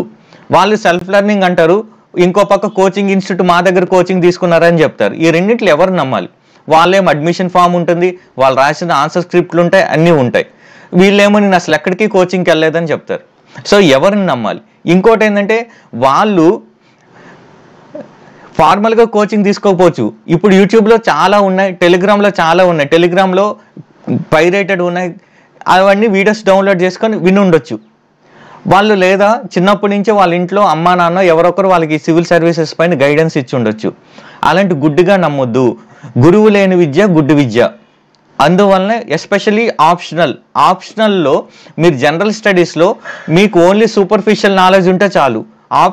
జనరల్ స్టడీస్లో మీకు హారిజెంటల్గా మీ పైన మీకు ఎంత వచ్చే టెస్ట్ చేస్తాడు, కానీ ఆప్షనల్లో డెప్త్ చూస్తాడు. మీ సబ్జెక్ట్లో మీకు ఎంత డెప్త్ ఉందనే చూస్తారు. ఆప్షనల్లో మీరు ఎంత డెప్త్తో రాస్తే అన్ని మంచి మార్క్స్ పడతాయి. అది మీరు నేర్చుకోవడానికి నేర్చుకోవచ్చు, కాకపోతే 10 ఏళ్ళు పడుతుంది. అప్పటికి మీకు 30 ఏళ్ళు దాటేస్తే సివిల్ సర్వీసెస్ అటెంప్ట్ చేయడం కష్టం అయిపోద్ది. అందువలన మీ ఏ ఆప్షనల్ తీసుకుంటున్నారో దానికి గైడెన్స్ తీసుకోండి. నెక్స్ట్ ఇంకోటి ఏంటంటే రీసెంట్ కొన్ని ఆప్షనల్స్ అనేది తక్కువ ఎఫర్ట్తో కొంచెం బెటర్ మార్క్స్ రావచ్చు మిగతా ఆప్షనల్స్తో పోలిస్తే. అలాంటి ఆప్షనల్స్ తీసుకోండి. ఎట్ ది ఎండ్ మీరేం PhD చేయట్లేదు, మీకు సివిల్ సర్వీసెస్లో ర్యాంక్ రావాలి. అందువల్ల రీసెంట్ పర్ఫార్మెన్స్ చూడండి, దానికి స్కోరింగ్ ఎలా వస్తుంది చూడండి, క్వశ్చన్స్ ఎక్స్పెక్టెడ్ లైన్స్లో వస్తున్నాయో చూడండి, ప్రీవియస్ ఇయర్స్ క్వశ్చన్ నుండి ఆప్షనల్ వస్తున్నాయో లేదో చూడండి. నాకు తెలిసిన ఒక ఫ్రెండ్ ఉంది, తనకి ఇంటర్వ్యూలో కూడా ఎక్సలెంట్ మార్క్స్ వస్తున్నాయి, కాకపోతే తన ఆప్షనల్లో స్కోరింగ్ రావట్లేదు. తన ఆప్షనల్ చాలా బాగా చదువుతుంది కూడా, కానీ ఆప్షనల్లో స్కోరింగ్ లేదు, దానివల్ల తనకు ర్యాంక్ రావట్లేదు. ఇలాంటి ఫెయిల్యూర్ స్టోరీస్ చాలా ఉన్నాయి. మనం ఏమవుతుందంటే ఎవరైతే 1-2 ఎక్సెప్షనల్ స్టోరీస్ ఉంటాయి వాటిని విని మనం డెసిషన్ తీసుకుంటున్నాం. గుర్తుపెట్టుకోండి, మీరు సక్సెస్ అయిన 1%లో ఉండడం కన్నా ఫెయిల్యూర్ అయిన 99%లో ఉండడానికి స్కోప్ ఎక్కువ ఉంటుంది. సో ఎందుకు ఫెయిల్ అవుతున్నారు అనేది తెలుసుకోండి, ఎందుకు సక్సెస్ అవుతున్నారో తెలుసుకోవడంతో పాటు కూడా. సో అందుకోసమనే మీకు ఇంట్రెస్ట్ ఉండాలి, గైడెన్స్ ఉండాలి, పర్ఫార్మెన్స్ ఉండాలి. నా సజెషన్ అయితే ఖచ్చితంగా కోచింగ్ తీసుకోండి, లేదా మీ ఇయర్స్ అనేది వేస్ట్ అయిపోద్ది, ఆ మాస్టరీ కూడా రాదు ఆ సబ్జెక్ట్ మీద. నెక్స్ట్ మెయిన్ స్టేజ్కి వచ్చేటప్పుడు ఆన్సర్ రైటింగ్. ఇదే క్రూషియల్. మీకు ఎంత తెలుసు అనేది కాదు, అక్కడ ఎంత పెట్టారు ఆ ఆన్సర్ షీట్ మీద, అదే ఇంపార్టెంట్. ఇదేమి ఓవర్ నైట్ వచ్చేది కాదు, ఇది ప్రాక్టీస్ చేయాల్సిందే. 2 రకాలుగా ప్రాక్టీస్ చేయాలి. ఒకటి మీకు తెలిసింది కంటెంట్ని ఎఫెక్టివ్ వేలో పెట్టడానికి, 2 వితిన్ టైంలో పెట్టడానికి. మీకు 3 గంటలు కాకుండా 6 గంటలు టైం ఇచ్చారనుకోండి, ప్రతి ఒక్కడు కూడాను బాగా రాసేయగలుగుతాడు. కానీ 3 గంటల్లో మీరు రాయాలి. 3 గంటల్లో 1 or 2 minutes క్వశ్చన్ అర్థం చేసుకోవడానికి అయిపోద్ది, ఒక ½ minute క్వశ్చన్ని స్ట్రక్చరింగ్ చేసుకోవడానికి అయిపోద్ది. ఆ టైంలో మీరు మీ పాయింట్స్ అన్ని కూడా రీకలెక్ట్ చేసుకొని దాన్ని ఎఫెక్టివ్ వేలో పెట్టాలి, డయాగ్రామ్స్ పెట్టాలి, ఇన్నోవేటివ్ పెట్టాలి. ఇన్నోవేటివ్ పెట్టినప్పుడే మీకు టాప్ ర్యాంక్ వస్తుంది, టాప్ 100లోకి వస్తారు, IAS వస్తుంది, మీకు కావాల్సిన స్టేట్లో మీకు వస్తుంది. లేదంటే మళ్ళీ ఫ్రస్ట్రేషనే. సో వీటన్నిటికీ కావాలంటే ప్రిలిమినరీ తర్వాత అత్యంత ఫండమెంటల్ ఏంటంటే ఆన్సర్ రైటింగ్. కానీ ఈ ఆన్సర్ రైటింగ్ని అంతమంది నెగ్లెక్ట్ చేస్తారు, ఎందుకంటే ఇది పెయిన్తో కూడుకున్నది. ఇదేదో ఈజీగా అయ్యేది కాదు. మీరు పెన్ కూర్చోవాలి, నడువు నొప్పి వస్తుంది, ఆలోచించాలి, బుర్ర నొప్పి వస్తుంది. సో పెన్ను పేపర్ మీద పెట్టాలి, టెన్షన్ వస్తుంది, మొత్తం ఓవరాల్గా స్ట్రెస్ వస్తుంది. ఎందుకురా బాబు అనుకొని చాలామంది వదిలేస్తుంటారనమాట. అప్పుడు ఫైనల్గా వాళ్ళు ఇలా ఈ వ్యవహారాలన్నీ మన వల్ల అయ్యేవి కాదు అందుకని ఊరికనే ఏదో టైంపాస్కి సివిల్ సర్వీస్ ప్రిపేర్ అవుతున్నాం అనుకుంటారు, కానీ ఏదో ప్రిలిమినరీకి ప్రిపేర్ అవుతుంటారు, లేదా అటు ఇటుగా ఏదో యూట్యూబ్లో వీడియోస్ చూస్తారు. కానీ మీరు యూట్యూబ్లో వీడియోస్ చూస్తే వాళ్ళకి వ్యూస్ పెరుగుతాయి, టెస్ట్ సిరీస్లు తీసుకుంటే బిల్డింగ్లు, కోచింగ్ ఇన్స్టిట్యూట్లు బిల్డింగ్లు పెరుగుతాయి తప్ప మీకు మాత్రం ర్యాంక్ రాదు. సో పెన్ను పేపర్ తీసుకోవాల్సిందే, రాయాల్సిందే, రాసి మిస్టేక్స్ని అనలైజ్ చేసుకోవాల్సిందే. రాసి చెత్తబుట్టలో పడేస్తామంటే కుదరదు, దాన్ని అనాలిసిస్ చేసుకొని తప్పుల నుంచి నేర్చుకోవాలి. అప్పుడు 1 month 2 months మీకు అలవాటు అయిపోద్ది. ఒకసారి మీకు మజిల్ పవర్ పెరిగిన తర్వాత మీ హ్యాండ్ మీకు సాఫ్ట్ అయిపోయిన తర్వాత, ఈ చిన్నప్పుడైతే ఈజీ తిప్పడం చెయ్యి, పెద్ద అయిన తర్వాత చెయ్యి తిరగదు, ఒళ్ళు వంగదు. సో అది ఒక 2-3 months రిగరస్గా ప్రాక్టీస్ చేసిన తర్వాత అది మీకు ఈజీ అయిపోద్ది. ఈ ఒక 4-5 అటెంప్ట్లు రాసిన తర్వాత ఎవరు చెప్పకపోయినా మీరు పెన్ పేపర్ తీసుకొని రాస్తారు. సో అది చాలా చాలా బేసిక్. ఇంకోటి మెంటర్షిప్, పీర్ రివ్యూ. ఇంతకుముందే నేను చెప్పినట్టు చాలామంది నాకు తెలిసిన టాపర్స్ కూడా ఉన్నారు. వాళ్ళు ఎందుకు చెప్తున్నారో అర్థం కాదు. వాళ్ళు 2-3 చోట్ల కోచింగ్ తీసుకొని ఉంటారు, గైడెన్స్ తీసుకొని ఉంటారు. కానీ వాళ్ళు యూట్యూబ్ వీడియోస్లో ఎలా చెప్తారంటే నేను ఎక్కడ మెంటర్షిప్ తీసుకోలేదండి, ఎక్కడ గైడెన్స్ తీసుకోలేదండి, సెల్ఫ్గా ప్రిపేర్ అయ్యానండి అని చెప్తారు. అలా వాళ్ళ తప్పు కూడా కాదు. ఈ యూట్యూబ్లో వ్యూస్ కోసం ఏం చేస్తారంటే అలా చెప్తే అది ఐ క్యాచింగ్గా ఉంటుంది. చాలామంది కోచింగ్ తీసుకోలేని స్థితిలో ఉంటారు కాబట్టి అమ్మో ఇలా చదివితే నాకు ర్యాంకు రావచ్చేమో అని ఓపెన్ చేసి చూస్తారనేది ఐ క్యాచింగ్ కోసం అలాంటి హెడ్డింగ్స్ పెడతారు. కానీ మీకు కోచింగ్ లేకపోతే మీ ఎడ్యుకేషన్లో లూప్ హోల్స్ అనేవి తెలియదు, మీ నాలెడ్జ్ అనేది పెరగదు. మీ క్లాసెస్ విన్నప్పుడు మీకు ఒక టీచర్ ఒక 6 ఏళ్ళలో 7 ఏళ్ళలో వాడు నేర్చుకొని మీకు చెప్తాడు మీకు గంటలో. సో మీరు 6-7 ఏళ్ళు మీకు టైం తీసుకుంటారా, 1 గంటలో మీరు నేర్చుకొని ర్యాంక్ కొట్టుకొని వెళ్ళిపోతారా? ఈ చాయిస్ అనేది మీది. గుడ్డిగా ఎవరిని నమ్మొద్దు. సో అందుకోసం అనేది మీరు రివ్యూ లేకుండా మెంటర్షిప్ లేకుండా ఉంటే మన ఆన్సర్స్ కానీ మన ప్రిపరేషన్ కానీ ఈ కింగ్ సినిమాలో డయాగ్రామ్లా ఉంటుంది. అందువలన మనకు కావాల్సిందే. ఈవెన్ భగవద్గీతలో అర్జునుడు కూడా కృష్ణుడి దగ్గర లెసన్స్ నేర్చుకున్నాడు. ఎందుకంటే మనకి లైఫ్లో డైలమాస్ ఉంటాయి, ఒక్కొక్కసారి తెలియని సిచ్యువేషన్ ఉంటుంది, తెలియని టాపిక్లు ఉంటాయి. అలాంటప్పుడు మనకు ఒక గైడెన్స్ కావాల్సిందే. గురువు ఉండడం, కోచింగ్ తీసుకోవడం అదేమి క్రైమ్ కాదండి.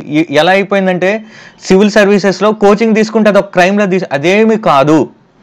కోచింగ్ తీసుకోవడం అనేది క్రైమ్ కాదు. ఒకవేళ క్రైమ్ ఉంటే ఇండియన్ గవర్నమెంట్ దాన్ని బ్యాన్ చేసేది కోచింగ్ ఇన్స్టిట్యూట్స్ని. సో మీ ఇయర్స్ని సేవ్ చేసుకోవడానికి కొంచెం డబ్బులు ఎక్స్పెన్సివ్ అయినా మంచి కోచింగ్కి వెళ్ళండి. నేను ఈ కోచింగ్కి వెళ్ళాలని చెప్పట్లేదు, కానీ మీకు ఏదైతే మంచిది అనిపిస్తుందో దాంట్లో మాత్రం కాంప్రమైజ్ కావద్దు. మంచి మెంటర్ దగ్గరికి వెళ్ళండి, మంచి కోచింగ్ ఇన్స్టిట్యూట్కి వెళ్ళండి, అక్కడ తీసుకోండి, మీ టైంని సేవ్ చేసుకోండి, కొట్టండి. అంతే తప్ప ఫాల్స్ ప్రాపగండాకి పడొద్దు మీరు. నెక్స్ట్ మాక్ టెస్ట్లు.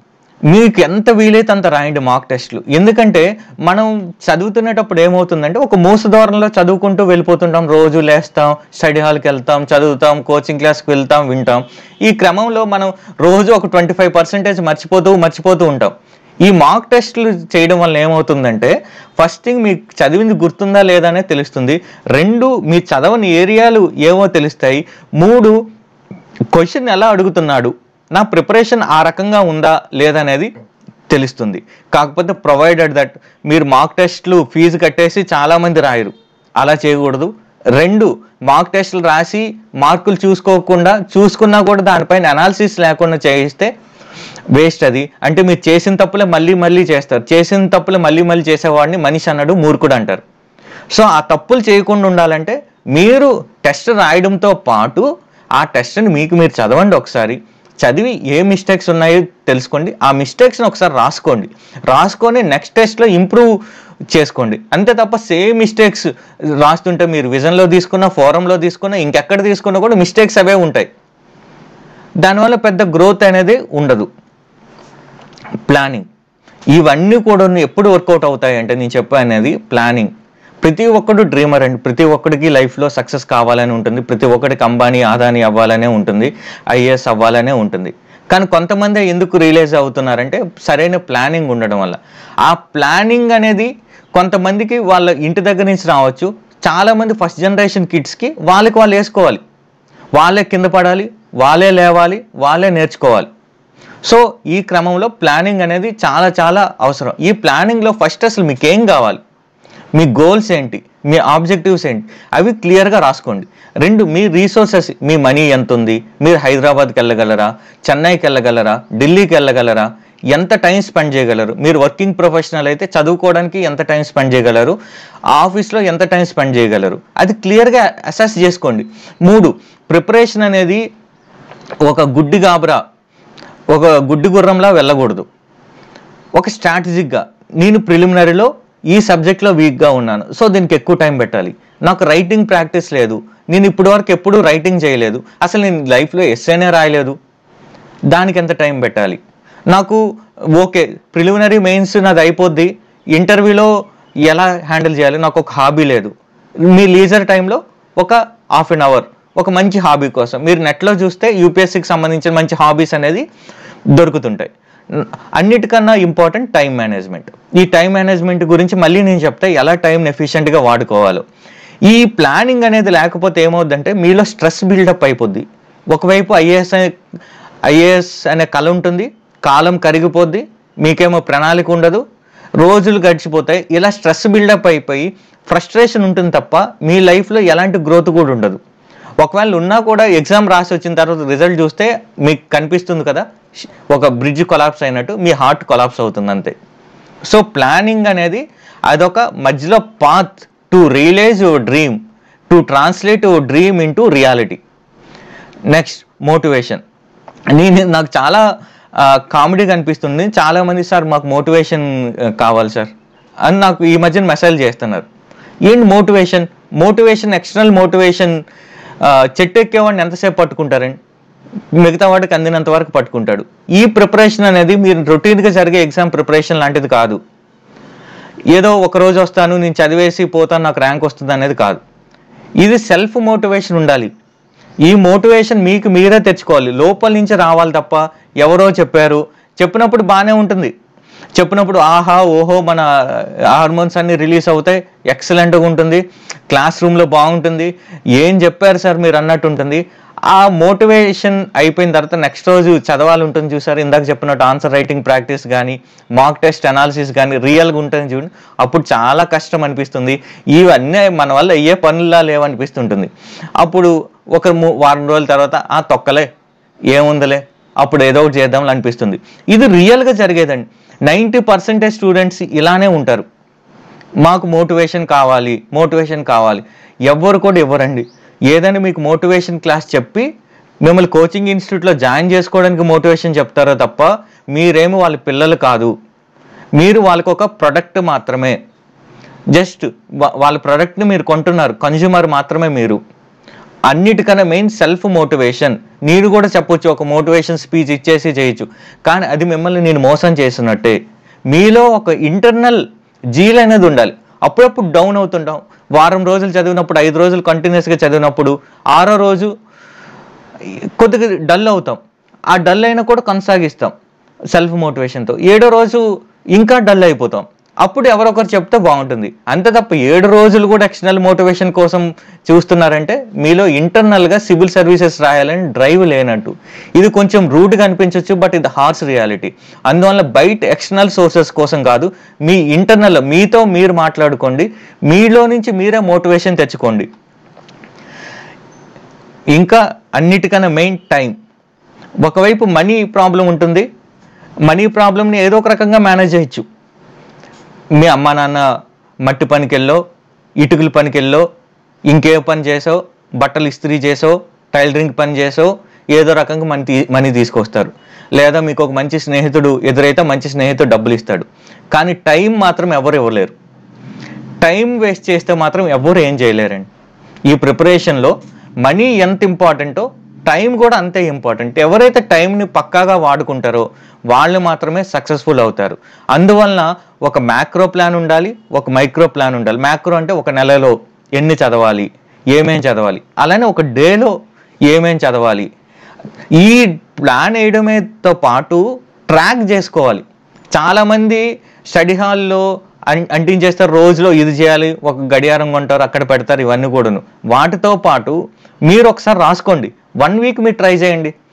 ఇది రాసుకొని నేను ఈ గంట ఇది చదివాను, ఈ గంట ఇలా చదివాను, మీరు మొత్తం చూడండి. మీకు హార్డ్లీ 4 నుంచి 5 గంటలు మాత్రమే మీకు ప్రొడక్టివ్గా ఉంటుంది. ఇంకా ఎఫిషియెంట్గా చేస్తే ఒక 8 గంటలు ప్రొడక్టివ్గా ఉంటుంది. కానీ 16 గంటలు చదివాను, 18 గంటలు చదివాను అని చెప్తుంటారు. అది అంతా కూడా ఒట్టి బూటకం. 18 గంటలు బుక్ ముందు కూర్చుని ఉంటారేమో నడుము నొప్పి వచ్చేలా, కానీ చదవలేరు. సో నేను చెప్పేది ఏంటంటే, ముందు ఒక నెల రోజుల టార్గెట్ ఏంటి, ఈ వారం టార్గెట్ ఏంటి, ఈ రోజు టార్గెట్ ఏంటి, ఈ గంట టార్గెట్ ఏంటి. సో మైక్రో లెవెల్ వరకు మీరు ప్లాన్ వేయాలి. ఈ ప్లాన్ ఒకటే కాదు, రివర్స్. ఈ గంటలో నేను ఏం చదివాను, ఈ వారంలో ఏం చదివాను, ఈ మంత్లో ఏం చదివాను, ఎందుకు నేను అనుకున్న టార్గెట్స్ నేను మీట్ అవ్వలేకపోయాను, ఎక్కడెక్కడ టైం వేస్ట్ జరిగింది, తినడానికి ఎంత టైం వేస్ట్ అయింది. సో మీరు సెకండ్లతో సహా, నిమిషాలతో సహా మీ టైంని ట్రాక్ చేస్తే ఆటోమేటిక్గా మీకే చెప్పేస్తుంది, అరే నేను యూట్యూబ్ షార్ట్స్ చూస్తే ఇంత టైం వేస్ట్ చేశానే, ఇన్స్టా ఫీడ్ చూస్తే ఇంత టైం చేశానే, నా ఎక్స్ గర్ల్ ఫ్రెండ్ గురించి ఆలోచిస్తే ఇంత టైం వేస్ట్ చేస్తానే, నా కాబోయే బాయ్ ఫ్రెండ్ గురించి ఆలోచిస్తే ఇంత టైం వేస్ట్ చేశానని. సో ఆ టైం ట్రాకింగ్ అనేది చాలా చాలా ఇంపార్టెంట్. Next revision. ప్రతి ఒక్కరూ చదివేస్తామండి, చాలా ఈజీ చదవడం, ఎందుకంటే కొత్త విషయం నేర్చుకునేటప్పుడు బ్రెయిన్లో ఒక స్టిమ్యులేషన్ ఉంటుంది, మనకు చాలా చాలా బాగుంటుంది కొత్త యాక్ట్ చదివినప్పుడు, కొత్త డెవలప్మెంట్స్ చదివినప్పుడు. కానీ మనం మర్చిపోతూనే ఉంటాం, మనకు అనిపిస్తుంటారు ఎంత చదివినా గుర్తుండట్లేదురా, మనం కూడా గజిని అయిపోయామా ఏమో అనిపిస్తుంటుంది. దానికోసం మన గోడల చుట్టూ రాసేస్తాం, మ్యాపులు అతికించేస్తాం, కానీ గుర్తుండదు. ఎన్ని మ్యాపులు రాసుకున్నా, ఇలా ఎన్ని ఒంటి మీద రాసుకున్నా కూడా గుర్తుండదు, ఎందుకంటే మనకు రివిజన్ లేకపోతే రిటెన్షన్ అనేది ఉండదు. వారం చదివారు అనుకోండి, వారం మీరు నమ్మండి, ఒక రోజు మాత్రం ఖచ్చితంగా రివిజన్కి పెట్టుకోండి, లేదా ఇదే వారం ఇంకో వారం చదువుతారు. సో అలా ఒక మంత్లో చదివింది, ఈ వారం చదివింది సండే నేను రివిజన్ చేస్తా, ఈ మంత్ చదివింది ఒకరోజు రివిజన్ చేయండి, అలా ఒక 3 times రివిజన్ చేయండి. అప్పుడు మీకు అది కొంచెం బ్రెయిన్లో ఉంటుంది. ఎగ్జామ్కి ముందు మళ్ళీ ఒక 2-3 సార్లు చదివితే గుర్తుండిపోతుంది. అప్పుడు మీరు ఫ్యాక్ట్స్తో సహా గుర్తుపెట్టుకోగలరు, ఈజీ అయిపోద్ది, ఎగ్జామ్ ముందు టెన్షన్ ఉండదు. లేదు అనుకుంటే ఇలా గజనీలా ఉండాల్సిందే, గోడలు కతికించాల్సిందే, నోట్స్ రాయాల్సిందే, బట్ మనకేం గుర్తుండవు, రిటెన్షన్ చేయలేం. అందులోకి ఎగ్జామ్ ప్రెజర్లో చేయలేం, ఖాళీగా ఎన్ని కబుర్లనే చెప్పవచ్చు అండి. ఎగ్జామ్ హాల్ ప్రెజర్లో రాయడం అనేది అంత ఈజీ కాదు, ఆ ప్రెజర్లో గుర్తు తెచ్చుకోవాలి, అది చాలా చాలా కష్టమైన పని. అది ఎన్ని కబుర్లైనా గట్టు మీద ఉండి చెప్పొచ్చు, చెరువులోనో నదిలో దూకినాకే తెలుస్తుంది దాని లోతు ఎంత అనేది. ఈ రివిజన్ రిటెన్షన్ కూడా అంతే కష్టమండి. దీనికోసం పిక్టోరియల్ రిప్రజెంటేషన్ పెట్టండి. మనకు మూవీస్ ఎందుకు బాగా గుర్తుంటాయి, మూవీస్ డైలాగ్స్ ఎందుకు గుర్తుంటాయి, ఎందుకంటే మనం ఆడియో ఒక్కటే వినట్లేదు, మనం ఆడియో వింటున్నాం, వీడియో వింటున్నాం, మంచి విజువల్ ఎఫెక్ట్స్ కూడా వింటున్నాం, ఫోకస్డ్గా 2 hours వింటున్నాం. మనం మూవీ చూసినప్పుడు చాలా ఫోకస్డ్గా చూస్తాం. సో అలాంటి పిక్టోరియల్ రిప్రజెంటేషన్ మీ బొమ్మ మీద వేసుకోండి, డయాగ్రామ్ రూపంలో కంటెంట్ని మార్చండి. కంటెంట్ మార్చినప్పుడు మీరు రివిజన్ చేసుకునేటప్పుడు ఆ బుక్ గుర్తొస్తుంది, ఆ డయాగ్రామ్ గుర్తొస్తుంది, ఆ డయాగ్రామ్లో పాయింట్ గుర్తొస్తుంది. సో బ్రెయిన్ కూడాను ఒక స్ట్రక్చర్డ్ వేలో గుర్తుపెట్టుకుంటుందండి. ఇలా ఆ బ్రెయిన్ ఏదైతే స్ట్రక్చర్డ్ వేలో గుర్తుపెట్టుకుంటుందో అంత స్ట్రక్చర్డ్గా మీరు చదవకపోతే మీకు గుర్తుండదు. సో ఏదైనా చిన్న చిన్న డయాగ్రామ్స్ వేసుకోండి, ఇంట్రెస్టింగ్గా నోట్స్ రాసుకోండి, అప్పుడు డైలీ చదవండి, వీక్లీ చదవండి, మంత్లీ చదవండి, ఖచ్చితంగా మీ రిటెన్షన్ కెపాసిటీ అనేది పెరుగుతుంది. దీనికి మించిన మార్గం ఇంకొకటి ఏమీ లేదు. మీరు హార్లిక్స్ తాగినా, బూస్ట్ తాగినా, కాంప్లెయిన్ తాగినా మీ బ్రెయిన్ మాత్రం ఇంప్రూవ్ కాదు రివిజన్ చేయకపోతే. నెక్స్ట్, కృషితో నాస్తి దుర్భిక్షం అంటారండి. జనరల్గా మనిషి ఒక ఒంటి లాంటి వాడు, బరువులన్నీ మీద పెట్టేసుకుంటాం, బరువులన్నీ మీద పెట్టేసుకొని తర్వాత అయ్యో నేను మొయ్యలేకపోయానని చెప్తారు. మనం అలానే ఒక స్టూడెంట్ కూడాను పాలిటీకి లక్ష్మీకాంత్ ఊరుకోడు, డీడీ బస్ అంటాడు, అదంటాడు, శ్వేత బస్ అంటాడు, విపాస బస్ అంటాడు, బోల్డ్ అని బుక్స్ అన్ని కూడాను తన ఒంటి మీద పెట్టేసుకుంటాడు. అమ్మో బుక్స్ ఎక్కువైపోయింది, ఏది చదవడు. సో మీకేం కావాలి, ఇప్పుడు పాలిటీకి లక్ష్మీకాంత్ నుంచే ఇస్తారు, అది చదవడమే కష్టం అనుకుంటే ఇంక 100 బుక్లు ఎందుకు మనకు? లక్ష్మీకాంత్, ఎన్సీఆర్టీ ఆ బుక్కులు చదివితే సరిపోద్ది. దాన్ని నువ్వు ప్రాపర్గా ప్లాన్ చేసుకొని, టైం అలొకేట్ చేసుకొని అడిక్వేట్ రివిజన్ చేస్తే సరిపోద్ది కదా. అనవసరమైన బరువులు ఎందుకు? కరెంట్ అఫైర్స్ ఏదైనా ఒకటే కరెంట్ అఫైర్స్ కదా, దానికి 100 మ్యాగజైన్లు ఎందుకు? సో ఆ ఒకటి ఏదనేది నువ్వు ఇన్ఫార్మ్డ్ డెసిషన్ తీసుకో, అది పదే పదే రివిజన్ చేయి, అప్పుడు గుర్తుంటుంది. అంతేగాని ఒంటిలా అనవసరమైన బరువులు వేసేసుకొని మోకరెళ్ళడం అనేది వేస్ట్ కాదు. అందువలన స్మార్ట్ వర్క్ అనేది మెయిన్, హార్డ్ వర్క్ కన్నాను. ఒక్కొక్కటి చెప్తాను, నేను రోజుకి 10 గంటలు చదివాను. నువ్వు 10 గంటలు చదవలేదు, 10 గంటలు బుక్ ముందు ఉన్నావు అంతే. సో దాన్ని స్మార్ట్ వేలో మార్చుకోండి. కృషితో నాస్తి దుర్భిక్షం అన్నారు. ఏంటి కృషితో? అందరికి కృషి చేస్తారు కదా అశోక్ నగర్లో, కొంతమందికే ఎందుకు ర్యాంక్ వస్తుందంటే సేమ్ అదే స్కిల్ కాన్సెప్ట్, ప్లానింగ్ ఉండాలి, పక్క టైం మేనేజ్మెంట్ ఉండాలి, ప్రాపర్ మెంటర్షిప్ కానీ ప్రాపర్ గైడెన్స్ అనేది ఉండాలి. లేదంటే మర్యాద రామంలో సునీల్ ఎవడండి బాబు కృషితో నాస్తి దుర్భిక్షం అన్నాడు? కృషి ఉంది, దుర్భిక్షం కూడా ఉంది. కష్టం ఉంటుంది, ఇయర్స్ టుగెదర్ కష్టం ఉంటుంది. ఇంట్లో వాళ్ళతో ఉండం, మన డబ్బులు వేస్ట్ అయిపోతుంటాయి, మనం ఎంజాయ్మెంట్ ఉండదు, ఏముండదు, ఫలితం కూడా ఉండదు. సో కష్టం ఒకటే ర్యాంక్ తీసుకురాదండి. కష్టం ఒకటే మీకు సక్సెస్ తీసుకురాదు. ఒకవేళ అలా అనుకుంటే ప్రతి ఒక్కడు సక్సెస్ఫుల్ అయ్యేవాడు. సో ఇది మాత్రం గుర్తుపెట్టుకోండి, స్మార్ట్ వర్క్ అనేది చాలా ఇంపార్టెంట్. అందులో స్కిల్ బేస్డ్ స్మార్ట్ వర్క్ అనేది చాలా చాలా ఇంపార్టెంట్. లేదంటే కృషితో నాస్తి దుర్భిక్షం అనేది వర్కౌట్ అవ్వదు. ఇవన్నీ వినడానికి బాగానే ఉంటాయి, కానీ రియాలిటీలో రావు. చాలామంది కష్టపడుతున్నారు కదా, వాళ్ళకి ఎందుకు ర్యాంకులు రావట్లేదు అనేది మనం ఒకసారి క్వశ్చన్ చేసుకోవాలి. ఇంకోటి, ఇదేమి సివిల్ సర్వీస్ ప్రిపరేషన్ అనేది 6 నెలల్లో 3 నెలల్లో ముగిసిపోయేది కాదండి. ఇదేమో ఎవరో ఒక లక్కీ ఫెలోస్ ఉంటారు ఫస్ట్ అటెంప్ట్లో కొట్టేసేది. ఆ లక్కీ ఫెలోస్ ఎందుకు అవుతారో కూడా నేను చెప్పాను. మిగతా వాళ్ళందరూ కూడా అంత లక్కీ ఫెలోస్ ఉండరండి. ఇది ఒక 2020 మ్యాచ్ కూడా కాదు. కొంతమందికి ఇది 1 డే సిరీస్, ఇంకొంతమందికి టెస్ట్ సిరీస్ లాంటిది. 5 ఏళ్ళు పడుతుంది, 2 ఏళ్ళు పడుతుంది, 3 ఏళ్ళు పడుతుంది. సో ఇది రజనీకాంత్లా నేను జస్ట్ కోచింగ్ వెళ్ళిపోతే నాకు నాలెడ్జ్ మొత్తం వచ్చేసి ఐఏఎస్ ర్యాంక్ నా వెనక వచ్చేస్తుంది అనుకోవడానికి లేదండి. లేదా సూర్యవంశం సినిమాలో నేను ట్రైన్ ఎక్కుతా, ఢిల్లీ ట్రైన్ ఎక్కుతా, ఓల్డ్ రాజనగర్లో దిగుతా, మళ్ళీ రిటర్న్ వచ్చేటప్పటికి కలెక్టర్ అయిపోతాను అనుకుని ఇది సూపర్ ఫాస్ట్ ఎక్స్ప్రెస్ కూడా కాదు. ఇది ఎన్నేళ్ళలో కష్టం ఉంటుంది. దీంట్లో 1 ఏడాది, 2 ఏడాది, 3 ఏడాది కష్టం ఉంటుంది. మీరు న్యూస్ పేపర్లో చూసేంత ఈజీగా కాదు, వాళ్ళు రాసేంత సొల్లు కూడా కాదు ఇది. సో మీతో మీరు ఫైట్ చేయాలి, మీకు మీరే సమాధానం చెప్పుకోవాలి, మీకు మీరే ఆన్సర్స్ ఫైండ్ అవుట్ చేసుకోవాలి. సో దీంట్లో ఎన్నో ఏళ్ళ కష్టం ఉంటుందండి. మీ ఒక్క సాక్రిఫైజే కాదు, మీ పేరెంట్స్ సాక్రిఫైజ్ ఉంటుంది, మీ ఫ్రెండ్స్ సాక్రిఫైజ్ ఉంటుంది. సో అవందరూ కలిపి ఒక 4 to 5 years కష్టం అనేది దీంట్లో ప్రతిఫలంగా వస్తుందండి. సో ఆ రకంగా మీరు మైండ్ ట్యూన్ చేసుకోండి. అంతే తప్ప నేను కోచింగ్ ఇన్స్టిట్యూట్లో జాయిన్ అయిపోతా, 1 yearలో ర్యాంక్ కొట్టేస్తా, నెక్స్ట్ ఇయర్ ఇంటర్వ్యూస్ ఇచ్చేస్తా అనుకున్నంత ఈజీ మాత్రం కాదండి. వీటన్నిటి క్రమంలో మనం కాంప్రమైజ్ అయిపోయేది హెల్త్. అవర్స్ టుగెదర్ కూర్చొని చదవడం వల్ల మన బ్యాక్ పెయిన్, నాకు కూడా నేను సివియర్ బ్యాక్ పెయిన్తో ఫేస్ చేస్తున్నా. ఎందుకంటే ఆ టైంలో అరే ఈ టెస్ట్ రాద్దాం, ఈ క్వశ్చన్ రాద్దాం అనే ఉంటుంది తప్ప ఈ ఫిజికల్ యాక్టివిటీ చేద్దాం, మంచి ఫుడ్ తిందాం అనేది ఉండదు. దానివల్ల ఏమవుతుందంటే మార్నింగ్ ఎక్సర్సైజ్ చేయం, ఫిజికల్ హెల్త్ పోతుంది, ఫుడ్ మంచి తినడం, మన గట్ హెల్త్ పోతుంది. వీటన్నిటిలో కలిపి ఒక ఫ్రస్ట్రేషన్ వస్తుంది. ఈ ఫ్రస్ట్రేషన్ ఎవరికీ చెప్పలేం. మనం ఒక యాస్పిరెంట్ ఇంకో యాస్పిరెంట్ మాత్రమే వినగలడు, మంచి హాస్టల్స్లో ఉండలేం. సో దీనివల్ల ఏమవుతుందంటే మన హెల్త్ కూడా కాంప్రమైజ్ అయిపోతాం, మెంటల్గా చాలా స్ట్రెయిన్ అయిపోతాం, ఫిజికల్గా డ్రైన్ అయిపోతాం. సో హెల్త్ మీద కూడా ఫోకస్ చేయండి. ఇంకోటి ఈ మధ్యకాలంలో ట్రెండ్ అయిపోతుంది, టాపర్స్ నేను ఈ ఫోన్ వాడలేదు, అది వాడలేదు, ఇది వాడలేదు అని చెప్తున్నారండి. ఈ కాలంలో ఇన్ఫర్మేషన్ అంతా కూడాను టెక్నాలజీ రూపం ద్వారా వస్తుంది. ఇంతకుముందు బుక్స్ ఒకటే, ఇప్పుడు చాట్ జీపీటీ ఇప్పుడు ఒక పెద్ద యాక్ట్ ఉందండి, పెద్ద కాన్సెప్ట్ ఉంది. అది అర్థం చేసుకోలేరు మీరు. చాట్ జీపీటీలో అడిగితే దాన్ని సింపుల్గా ఎక్స్ప్లెయిన్ చేయమంటే చెప్పేస్తుంది. ఒక న్యూస్ పేపర్లో ఒక పెద్ద ఆర్టికల్ ఉంది, కాంప్లెక్స్ ఇంగ్లీష్ పదాలు వాడాడు, దాన్ని కాపీ చేసి చాట్ జీపీటీలో చెప్తే సింపుల్గా చెప్పంటే చెప్పేస్తుందండి. ఇది నీ టాపర్, నీ కాంపిటీటర్ వాడుతున్నాడు, నువ్వేమో వాడను అంటే ఎవరు లాస్ అవుతారు? వీళ్ళే లాస్ అవుతారు. ఎవరైతే టాపర్స్ చెప్తున్నారో, ఎవరైతే తమ్ముళ్ళు చెప్తున్నారో నేను ఫోన్ వాడలేదని, వాళ్ళు ఫోన్ వాడలేదంటే వాళ్ళ ఉద్దేశం ఏంటంటే వాళ్ళు డిస్ట్రాక్షన్స్కి వాడలేదని. పూర్తిగా ఫోన్ వాడకుండా ఉండొద్దు, వాడండి. దాంట్లో ఇన్స్టాగ్రామ్ రీల్స్ చూడడానికి వాడద్దు, యూట్యూబ్ షార్ట్స్ చూడడానికి వాడద్దు, ట్విట్టర్లో ఫ్యాన్ వార్స్ చేసుకోవడానికి వాడద్దు. ఇన్ఫర్మేషన్ కోసం వాడండి. టెక్నాలజీ అనేది ఒక డబుల్ ఎడ్జెడ్ స్వార్డ్ లాంటిది. మంచి కోసం వాడచ్చు, చెడు కోసం వాడచ్చు.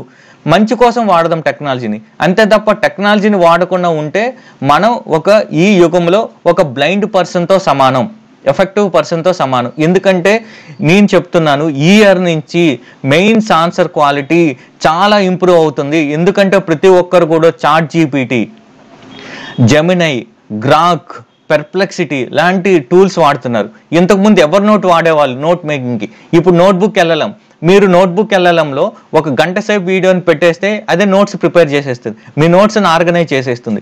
సో ఇంత ఎఫెక్టివ్గా ఒకరేమో ఢిల్లీలో కూర్చొని ఏసీ రూమ్లో కూర్చొని వాళ్ళ అమ్మా నాన్న హెల్ప్ చేస్తూ టెక్నాలజీని వాడుతుంటే ప్రిపేర్ అవుతుంటే, నేనేమో ఇక్కడ ఫోన్ వాడను, టెక్నాలజీ వాడను. ఎందుకురా వాడవు అంటే ఎవరో చెప్పారని.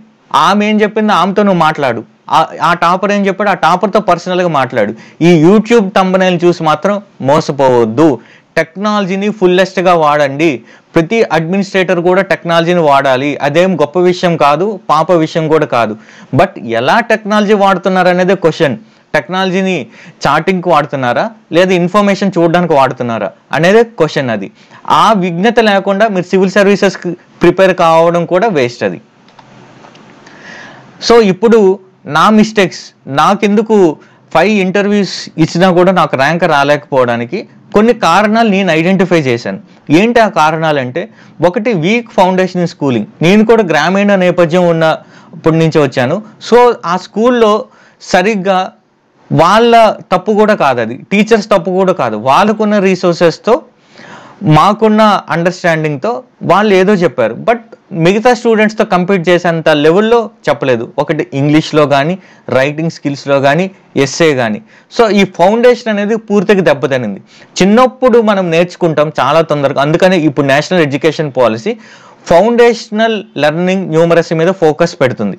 ఎందుకంటే మీరు 3వ సంవత్సరం నుంచి ఒక 10వ సంవత్సరం వరకు నేర్చుకునేది చాలా ఎక్కువ ఉంటుంది. 20వ సంవత్సరం తర్వాత అదే విషయం నేర్చుకోవాలంటే చాలా కష్టమవుతుంది. For example me communication, me hand writing, ఇవన్నీ చిన్నప్పుడే నేర్చుకోవాలి. ఇలాంటివన్నీ నాకు మిస్ అయ్యాయి. తర్వాత నేను ఎంత కష్టపడినా కూడా అవి ఇంప్రూవ్ చేసుకోవడానికి నాకు చాలా టైం పట్టింది. ఇంకోటి నాకు ట్రిపుల్ బర్డెన్. ఒకటి వర్క్ చేయాలి, ఆఫీస్కి వెళ్ళాలి, ఆఫీస్ చేసిన తర్వాత వీకెండ్ క్లాసెస్ తర్వాత ఈవినింగ్ టైంలో చదవాలి. ఆ చదివే క్రమంలో ఒకటి నాకు టైం కన్స్ట్రైంట్, రెండోది ఏంటి, నేను ఒకటేసారి మన స్కిల్తో పాటు నాలెడ్జ్ని కూడా నేర్చుకున్నాను. సో ఈ ట్రిపుల్ బర్డెన్. కొంతమంది ఏం చేస్తారు, ఒక నాలెడ్జ్ మీద ఫోకస్ చేస్తారు, ఎందుకంటే వాళ్ళకి టైం ఉంటుంది, స్కిల్ ఉంటుంది. నాలెడ్జ్ మీద ఫోకస్ చేస్తారు, ఈ మూడింటిని ఇంటిగ్రేట్ చేసి ర్యాంక్ కొడతారు. నా విషయంలో ఏమైందంటే ట్రిపుల్ బర్డెన్. ఒక సైడ్ వర్క్ చేస్తూ కంటెంట్ నేర్చుకుంటున్నాను, ఆ కంటెంట్ని బెటర్ వేలో ప్రజెంట్ చేయడానికి స్కిల్ని కూడా నేర్చుకుంటున్నాను. సో ఇదంతా కూడా ఒక పెద్ద బర్డెన్ అయిపోయింది. దానికన్నా హ్యాండ్ రైటింగ్, నాకు చిన్నప్పటి నుంచి హ్యాండ్ రైటింగ్ సరిగ్గా లేదు. దానికి చాలా భారీ మూల్యమే చెల్లించుకున్నాను. చివరి దశలో నేను చివరి అటెంప్ట్లో హ్యాండ్ రైటింగ్ క్లాసెస్కి వెళ్ళాను. నా హ్యాండ్ రైటింగ్ ఫినామినల్గా ఇంప్రూవ్ అయింది. చాలామంది చెప్తారు హ్యాండ్ రైటింగ్ ఒకసారి వస్తే ఇంప్రూవ్ కాదనేది. లేదు, ఒక టీచర్ దగ్గరికి నేను ఆన్లైన్లో తీసుకున్నాను, నా హ్యాండ్ రైటింగ్ ఇంప్రూవ్ అయింది. మీకు కూడా హ్యాండ్ రైటింగ్ బాగాలేకపోతే ఖచ్చితంగా వెళ్ళి ఏబిసిడీల నుంచి నేర్చుకోండి, హ్యాండ్ రైటింగ్ ఇంప్రూవ్ అవుద్ది.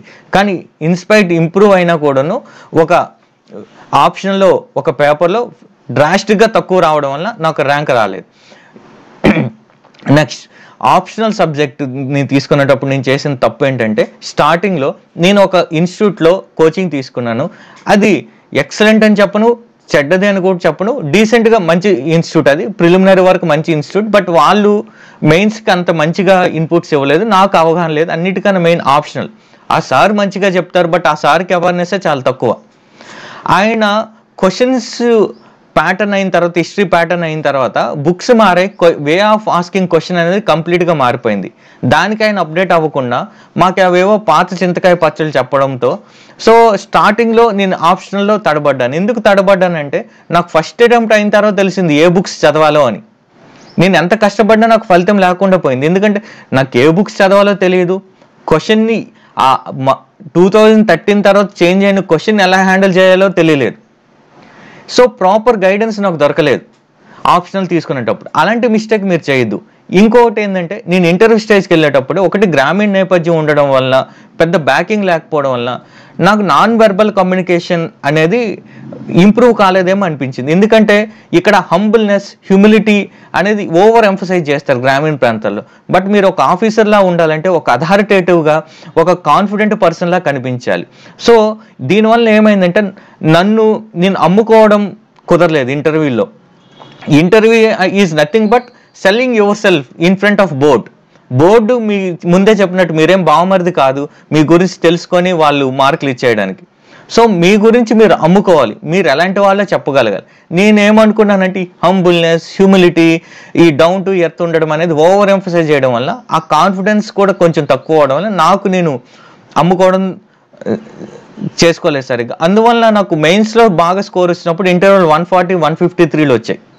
సో ఆ ఇనిషియల్ అటెంప్ట్స్లో మీకు ఆల్కెమిస్ట్ అనే బుక్ మీరు చదివి ఉంటే బిగినర్స్ లక్ అని అంటారు. స్టార్టింగ్లో మీరు క్లియర్ చేయడానికి ఎక్కువ స్కోప్ ఉంటుంది ఫస్ట్ ఆర్ సెకండ్ అటెంప్ట్లో. ఆ ఫస్ట్ ఆర్ సెకండ్ అటెంప్ట్లో నాకు ఇంటర్వ్యూలో తక్కువ స్కోర్ వచ్చింది. మీరు కానీ నిజంగా కష్టపడండి. ఫస్ట్ 2-3 అటెంప్ట్స్లో క్లియర్ చేయడానికి ఎక్కువ అవకాశం ఉంటుంది. అటెంప్ట్స్ పెరుగుతున్న కొద్దీ మీ మీద రెస్పాన్సిబిలిటీస్ పెరుగుతాయి, మీకు టైం తక్కువ అయిపోద్ది, మీరు కొత్త యూత్తో కంపీట్ అవ్వాల్సి వస్తుంది, వాళ్ళు కొత్త స్కిల్స్ ఉంటుంది, వాళ్ళు టెక్నాలజీని బాగా అడాప్ట్ చేసుకుంటారు. సో మీరు సివిల్ సర్వీసెస్లోకి వస్తే ఇదేమో 5 years ప్లానింగ్లో పెట్టుకోవద్దు, యాజ్ ఎర్లీ యాజ్ పాసిబుల్ మీరు క్లియర్ చేయడానికే ట్రై చేయండి. ఇంకోటి నాకు క్లియర్ కాకపోవడానికి ఉన్నది, ఒక లూప్లో ఇరుక్కుపోయాను. ఓ జాబ్ తర్వాత ప్రిలిమినరీ మెయిన్స్కి ప్రిపేర్ అవ్వడం తక్కువ టైంలో, ఆ తర్వాత ఇంటర్వ్యూకి వెళ్ళిపోవడం, ఇంటర్వ్యూ రిజల్ట్ వచ్చిన తర్వాత హార్డ్లీ 20 days టైం ఉంటుంది మళ్ళీ ప్రిలిమినరీకి ప్రిపేర్ అవ్వడం. ఇది ఒక లూప్లో ఉండిపోవడం వల్ల ఏమైందంటే నా స్కిల్స్ని ఎక్సెప్షనల్గా పెంచుకోలేకపోయాను. పెంచుకోలేకపోవడం వల్ల ఆ థ్రెషోల్డ్ దాటలేకపోయాను. దగ్గర వరకు వస్తున్నాను, 1 or 2 marks 3 marks వరకు వస్తున్నాను, బట్ ఆ థ్రెషోల్డ్ మించి దాటలేకపోయాను. ఎందుకంటే నేను ఇది ఒక లూప్లో ఉండిపోయాను, జాబ్, ప్రిపరేషన్, ఇంటర్వ్యూ. సో ఆ లూప్ నుంచి బ్రేక్ చేయాలంటే ఏదో ఒక దగ్గర నేను చేసి ఉండాల్సింది, అది చేయలేకపోయాను. మీరు అలాంటి మిస్టేక్స్ చేయొద్దు. ఫైనల్గా నేను చెప్పేది ఏంటంటే యూపీఎస్సీ ఎగ్జామ్ అనేది వీళ్ళందరూ ప్రొజెక్ట్ చేస్తున్నంత అంత కష్టం కాదు. ఇందులో మీరు న్యూటన్ 4వ ఫార్ములా కనిపెట్టట్లేదు, థియరీ ఆఫ్ రిలేటివిటీకి ఎక్స్ప్లెనేషన్ మీరు ఇవ్వట్లేదు, అలానే లేకపోతే గ్రావిటేషనల్ వేవ్స్ గురించి రీసెర్చ్ జరగదు. ఉన్నది చదివి ఆన్సర్ షీట్లో పెట్టి అందంగా ఇంటర్వ్యూలో మాట్లాడితే మీకు మార్క్స్ వస్తుంది. మీరు కలెక్టర్గా ఉండి మీరు ఏమీ నోబెల్ ప్రైజ్ కోసం మీరు రీసెర్చ్ చేయరు. ఉన్న రూల్స్ని అర్థం చేసుకొని ఆ రూల్స్ని సవ్యంగా ఇంప్లిమెంట్ చేసి ప్రజల నుంచి ఫీడ్బ్యాక్ తీసుకొని మరో కొత్త రూల్ని ప్రిపేర్ చేయడం, ఇది బేసిక్గా జరిగేది, అడ్మినిస్ట్రేషన్ని నడిపించడం. సో మీ నార్మల్ ఎగ్జామ్ ఏది, కానీ దీన్ని ఓవర్ గ్లోరిఫై చేస్తున్నారు.